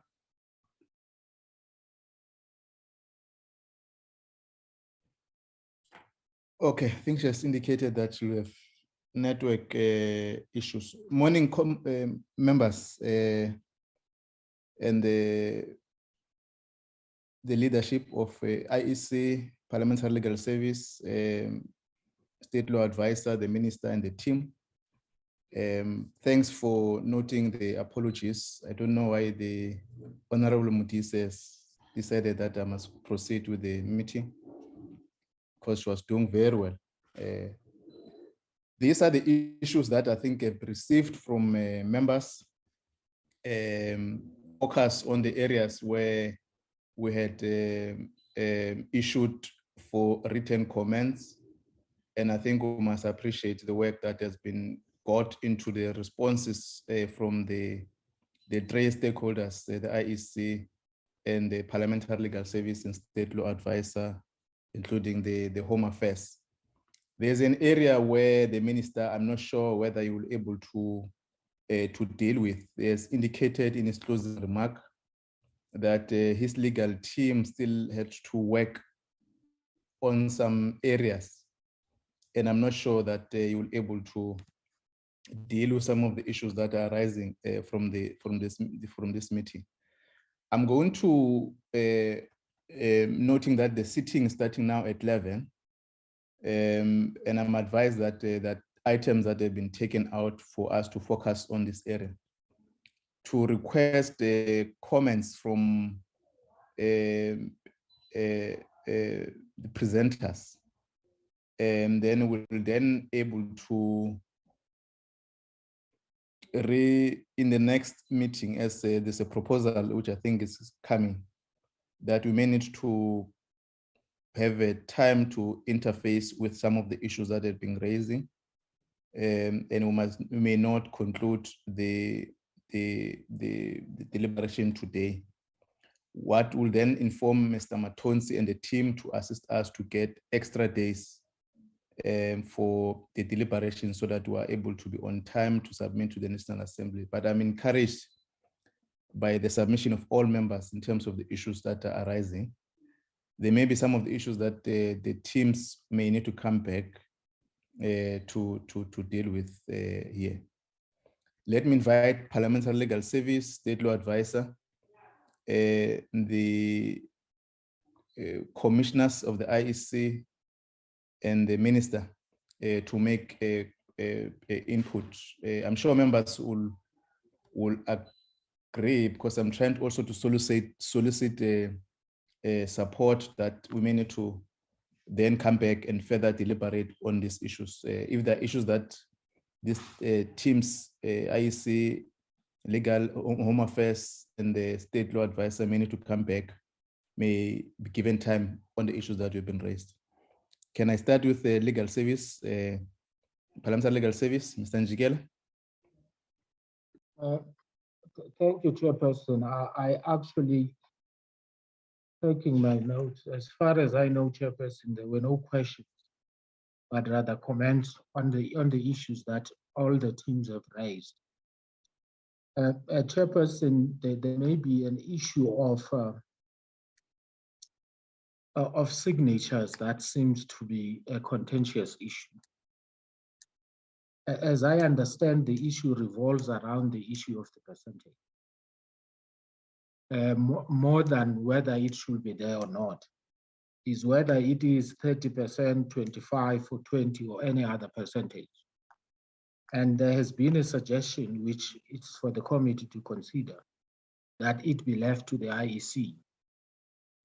In the interest of certainty, because it is just a percentage, we will suggest that the committee gives a careful consideration to that, so that we are not seen to be delegating plenary powers. But that's a matter for the committee to consider, Chairperson, and I think that's the only issue I need to speak to. But we have noted what the members have said about the issue of aggregation, about the issue of signatures, consideration of the change, and the support of clause 1 proposal. So we're quite happy with the progress that has been made up to now. Unless my colleagues have picked up something else that we may have to respond to, Chairperson. Thank you, Chair.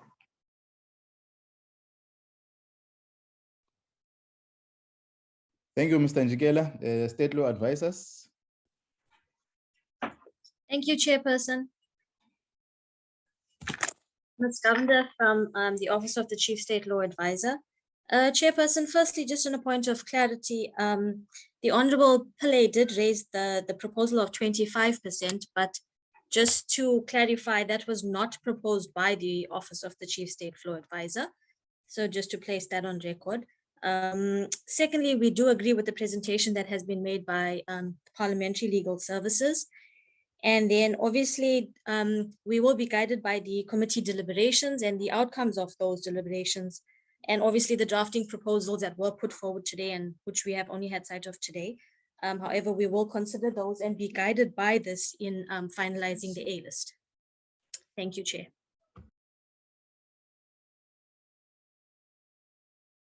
Thank you very much. IEC, Commissioner Love. Thank you very much, Chairperson. Good morning to you. And there are a couple of issues. I'm going to ask that Commissioner Moyepia speaks on the question of signatures, including the question that was raised, or the issue that was raised by the Honourable Member Mogale in terms of verification, but also how this would affect political parties. I just wanted to say that in respect of the proposal that the committee receives, I don't know if I heard correctly, the sort of presentation on the mathematics of it from the perspective of the IEC. We have for some time indicated a readiness, but it is something that would be akin to a workshop, and so we would then ask you, Chairperson, to consider with the members of the Portfolio Committee if and when you would want that kind of engagement. And then lastly, the idea of having a sunset clause, which makes it clear that there might be issues that the committee believes are matters to discuss beyond, for purposes of possibly affecting national and provincial elections beyond 2024. I don't think that the Commission would be in any way opposed to that. I think that that would maybe provide a very strong basis for clarity on a range of issues, including those mentioned by the Honourable Member Roos, and there are probably many others that could come into that discussion. But with your permission, Chairperson, I'd like to hand over to Commissioner Moyepia, and then if there are any other issues that I've missed out, he'll deal with those. Thank you, Chair. Thank you, Chairperson. Good morning to you and to the honourable members and everyone on the platform. I thought many of these were comments, and we have taken note. I will respond to one or two of the issues that required further clarity. I think it's important to start off by saying that, as the CEO pointed out, there are some refinements to Schedule 1A that we would want to propose. In fact, the CEO presented them merely to deal with precision and provide more clarity. This is important, and I am aware that this will be provided to yourselves shortly.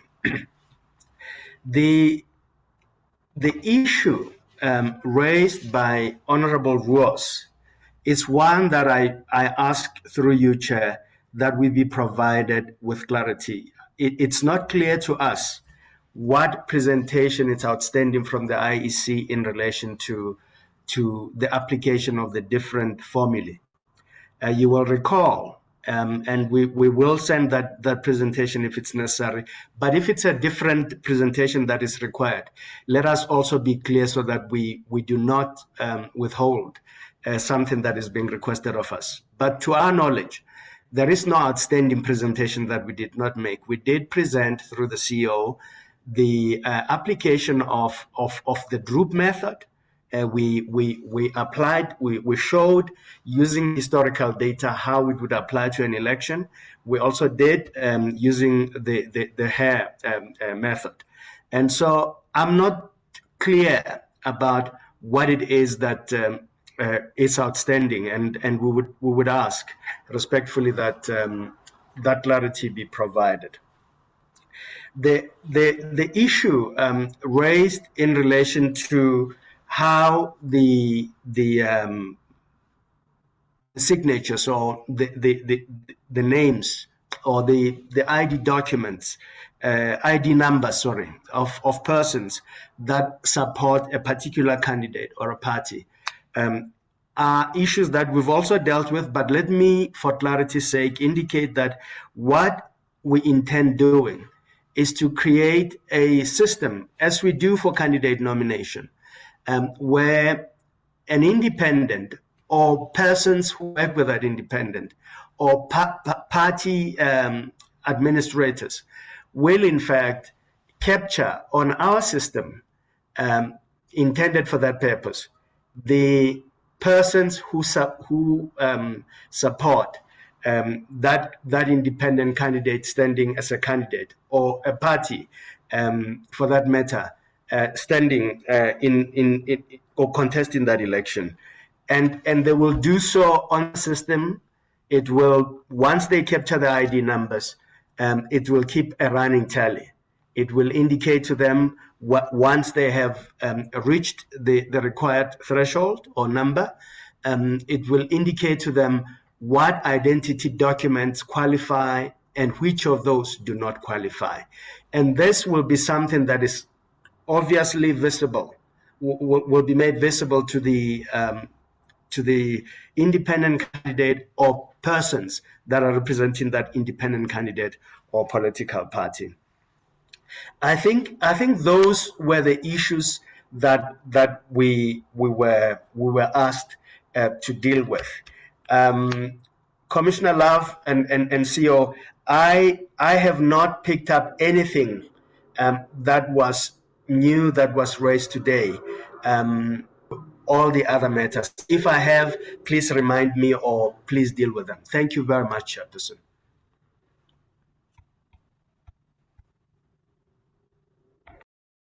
Thank you. Thanks, Commissioner Moepia. Thank you.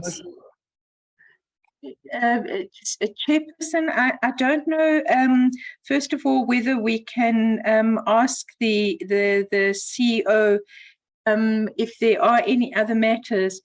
But I do want to say that the issue of the signatures, you know, it's important, I think, for the committee to be aware that in our last national elections, we had around 48 political parties who were contesting. And the reality is that we still have pretty much the same number of political parties that made it into the National Assembly for purposes of those elections. That is coming from both the provinces as well as from national to national. And the concern that we would have by virtue of making a threshold in terms of support base, as well as issues of deposits too low, is that we could, as we have mentioned before to the Portfolio Committee, find ourselves in a situation where we will see a need for a ballot paper that is essentially a book, and that really would undermine the possibility of a truly informed participation by the electorate. So I think that the issue here is very much a balancing act. And I just wanted to raise that point before handing over to the CEO. We don't at this stage have a clear formula and solution. And I think that is why we have regarded this as a matter that requires engagement and also requires a certain amount of acceptance that we would be doing this in transition. And my suggestion is really that we let some certainty about the need to manage aspirations of independent candidates to be part of Parliament, to be balanced with presenting voters with something of a ballot paper that is meaningful and realistic to them. That's the balance that we have to achieve. I'm going to ask the CEO whether he wants to come in, or maybe any of the deputy CEOs who are present in the meeting, Chairperson, through you. CEO? Nothing to add at this point, Chair. Thank you very much. Thank you, IC, Commissioner Love and Commissioner Miota and the entire Commission and the CEO. Minister? Yeah, thank you, Chairperson. Thank you very much. I just have two issues to raise. But Chairperson, I was load-shed and kicked out when Honorable Rios was starting to speak. And when I came later, he had already finished speaking. So I did not really get his input. But at least I got the input from Honorable Brendan and Honorable Mogale on the issue of signatures, Chairperson. Honorable Brendan is proposing, if we go back to 20 or 25%, as a department, we would not be opposed to that, Chairperson, because here the IEC, the deputy, the vice chairperson of the IEC has got it. We are dealing here with a matter of a balance. between being seen to deliberately put a barrier to the participation of independents versus a ballot paper that is longer than a book, as Honorable Mogali has said. Now we are all second judging what a court of law will say, whether they will regard it as putting a barrier or whether they will understand that we are trying to make a manageable ballot book. So that balance is very difficult to strike. And we will agree with those who say, let's sit again, Chairperson. If we agree that 30% is very high, let's see where we set up a percentage in such a way that there will be a balance. Unfortunately, there's no mathematical formula that guides us on that balance, but we won't be sticking and refusing to stand on these 1,000 signatures as it was proposed by our legal advisors. As a department, we won't stand against members rediscussing the issue, and we encourage so. The last issue, Chairperson, comes from the Parliamentary Legal Services. This argument about a natural person as against a candidate or a person, I'm not sure whether I understand it. If by a natural person, it means a citizen, then I'll be satisfied. I'll tell you why. If you look at the Bill of Rights, Chairperson, on most of the rights, if you start with Section 9 on equality, it will say everyone. On Section 10 on human dignity, everyone. On life, everyone. On Section 12, freedom and security of person, it will say everyone. It keeps on doing so until it keeps on doing so. Section 14 on privacy, freedom of religion, freedom of expression, until it arrives at Section 19, political rights. It now changes and say every citizen. From there on, it keeps on saying everyone until freedom of trade, occupational profession, where it says every citizen. Can we not keep it with the Constitution unless you say natural person corresponds or is the same as every citizen? Then I'll understand. When it comes to electoral matters, it must be clear that only citizens can participate in election. That means people who have been given citizenship of the country can participate in election. Any other person who sojourns in South Africa under a different dispensation cannot participate in election. I just wanted clarity on that, Chair. Thank you very much.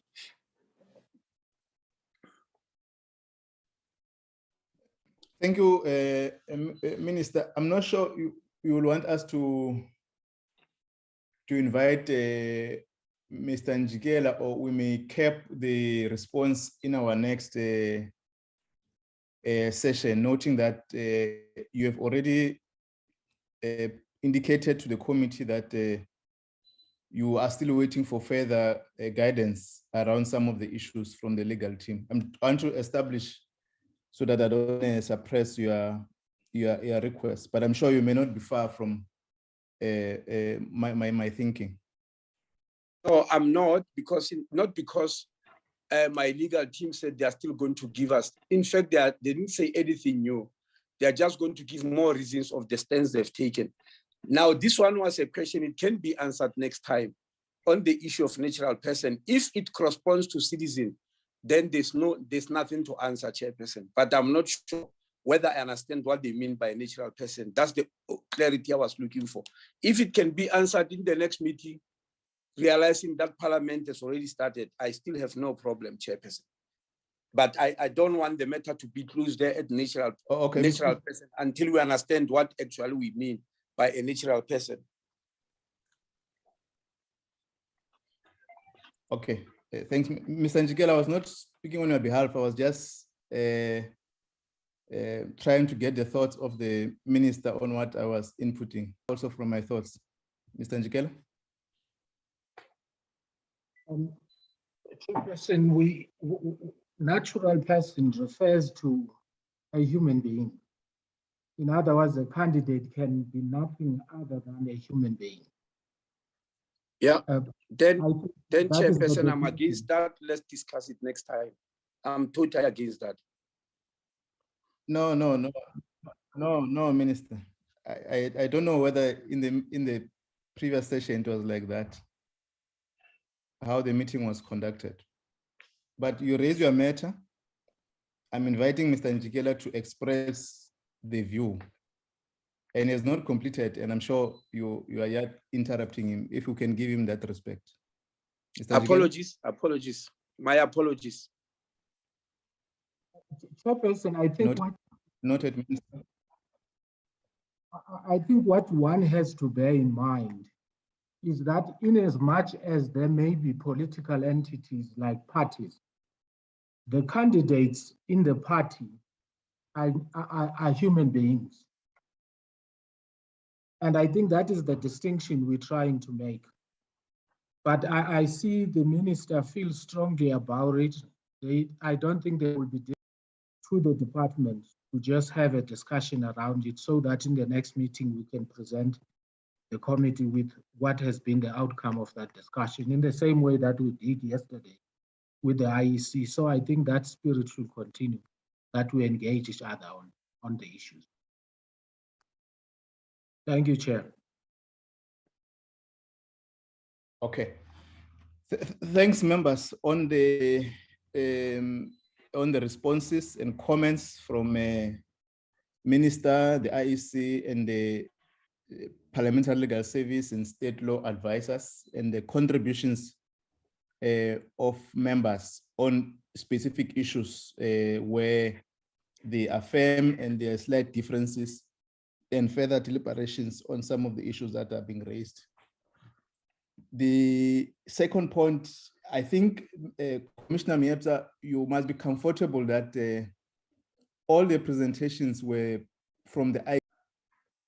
There is no new at all outside what we have started in a parliamentary portfolio committee consultation, which it may be required at all from the origin. What Honorable Ross was raising is a matter I think has raised earlier on in one of the committee on the recalculation. In fact, that was stronger that we may need a further presentation. And if you recall, Commissioner Love, you did consider that, and members consider that they may need a workshop around that area. That was the spirit of that meeting. And we may not close that possibility in terms of furthering for purpose of clarity that will be required as we articulate further with our community. Issues that were raised on the by members will then interface with them in our deliberations in our next session. And I think we're now clearer on some of the issues that are being raised, where there's a consensus on principle and where there are different views that members have expressed, and emerging differences from the presenters that have been carried. And I think it's only then take a decision on all the issues that have been presented on, and other issues have already dealt with the issues. We must caution again that arrive at the point where there's a view that must be deliberated outside what was prescribed on the new submissions of the sunset clause. I can hear is being raised. We have not arrived at that point. Let's ground ourselves within what we've been dealing with. As we conclude on this process, we may look in other issue before we submit to the National Assembly for consideration. Now that the parliamentary started, members must quickly join. Can I suggest, members, that in the next meeting we then deliberate on the issues, and I think we can able to have consensus so that the A list being developed and we adopt it for a process of the B list. Can I get that sense? Then we'll interact with how we're going to reschedule the date for further deliberation on the days that must conclude this matter. We're supposed to present the program of only on this item of the EAB but we'll do that in the next meeting. The main co will discuss that tomorrow with Mr. Matonsi and Mr. Salmon. And the notes of procession of this meeting will then be updated and be circulated to members so that and stakeholders in next meeting we discuss item by item, then we close on this matter. Can I get a sense that you're getting from honorable members? Supported, Chair. Honorable Pillay, Honorable Kanyile, Honorable Ross,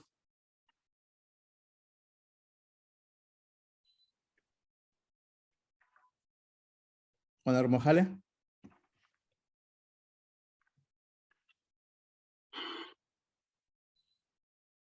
Mr. Matonzi, our members have already joined mini plenary. Chairperson, I'm just checking. Mekanyile, she's in the meeting. Mr. Ross is not. Okay, Honorable Mohale. Okay. In that man, I think let's work to deliberate in the next portfolio committee meeting and allow members to join the mini plenary, and we'll take all the notes and communicate to the stakeholders. Will that be a fair, Mr. Matonsi, our summary? Okay. Thanks very much, colleagues, for your time and presentation. The meeting stands adjourned. Thank you. Thank you, Thank Chair. you, Chairperson. Thank you.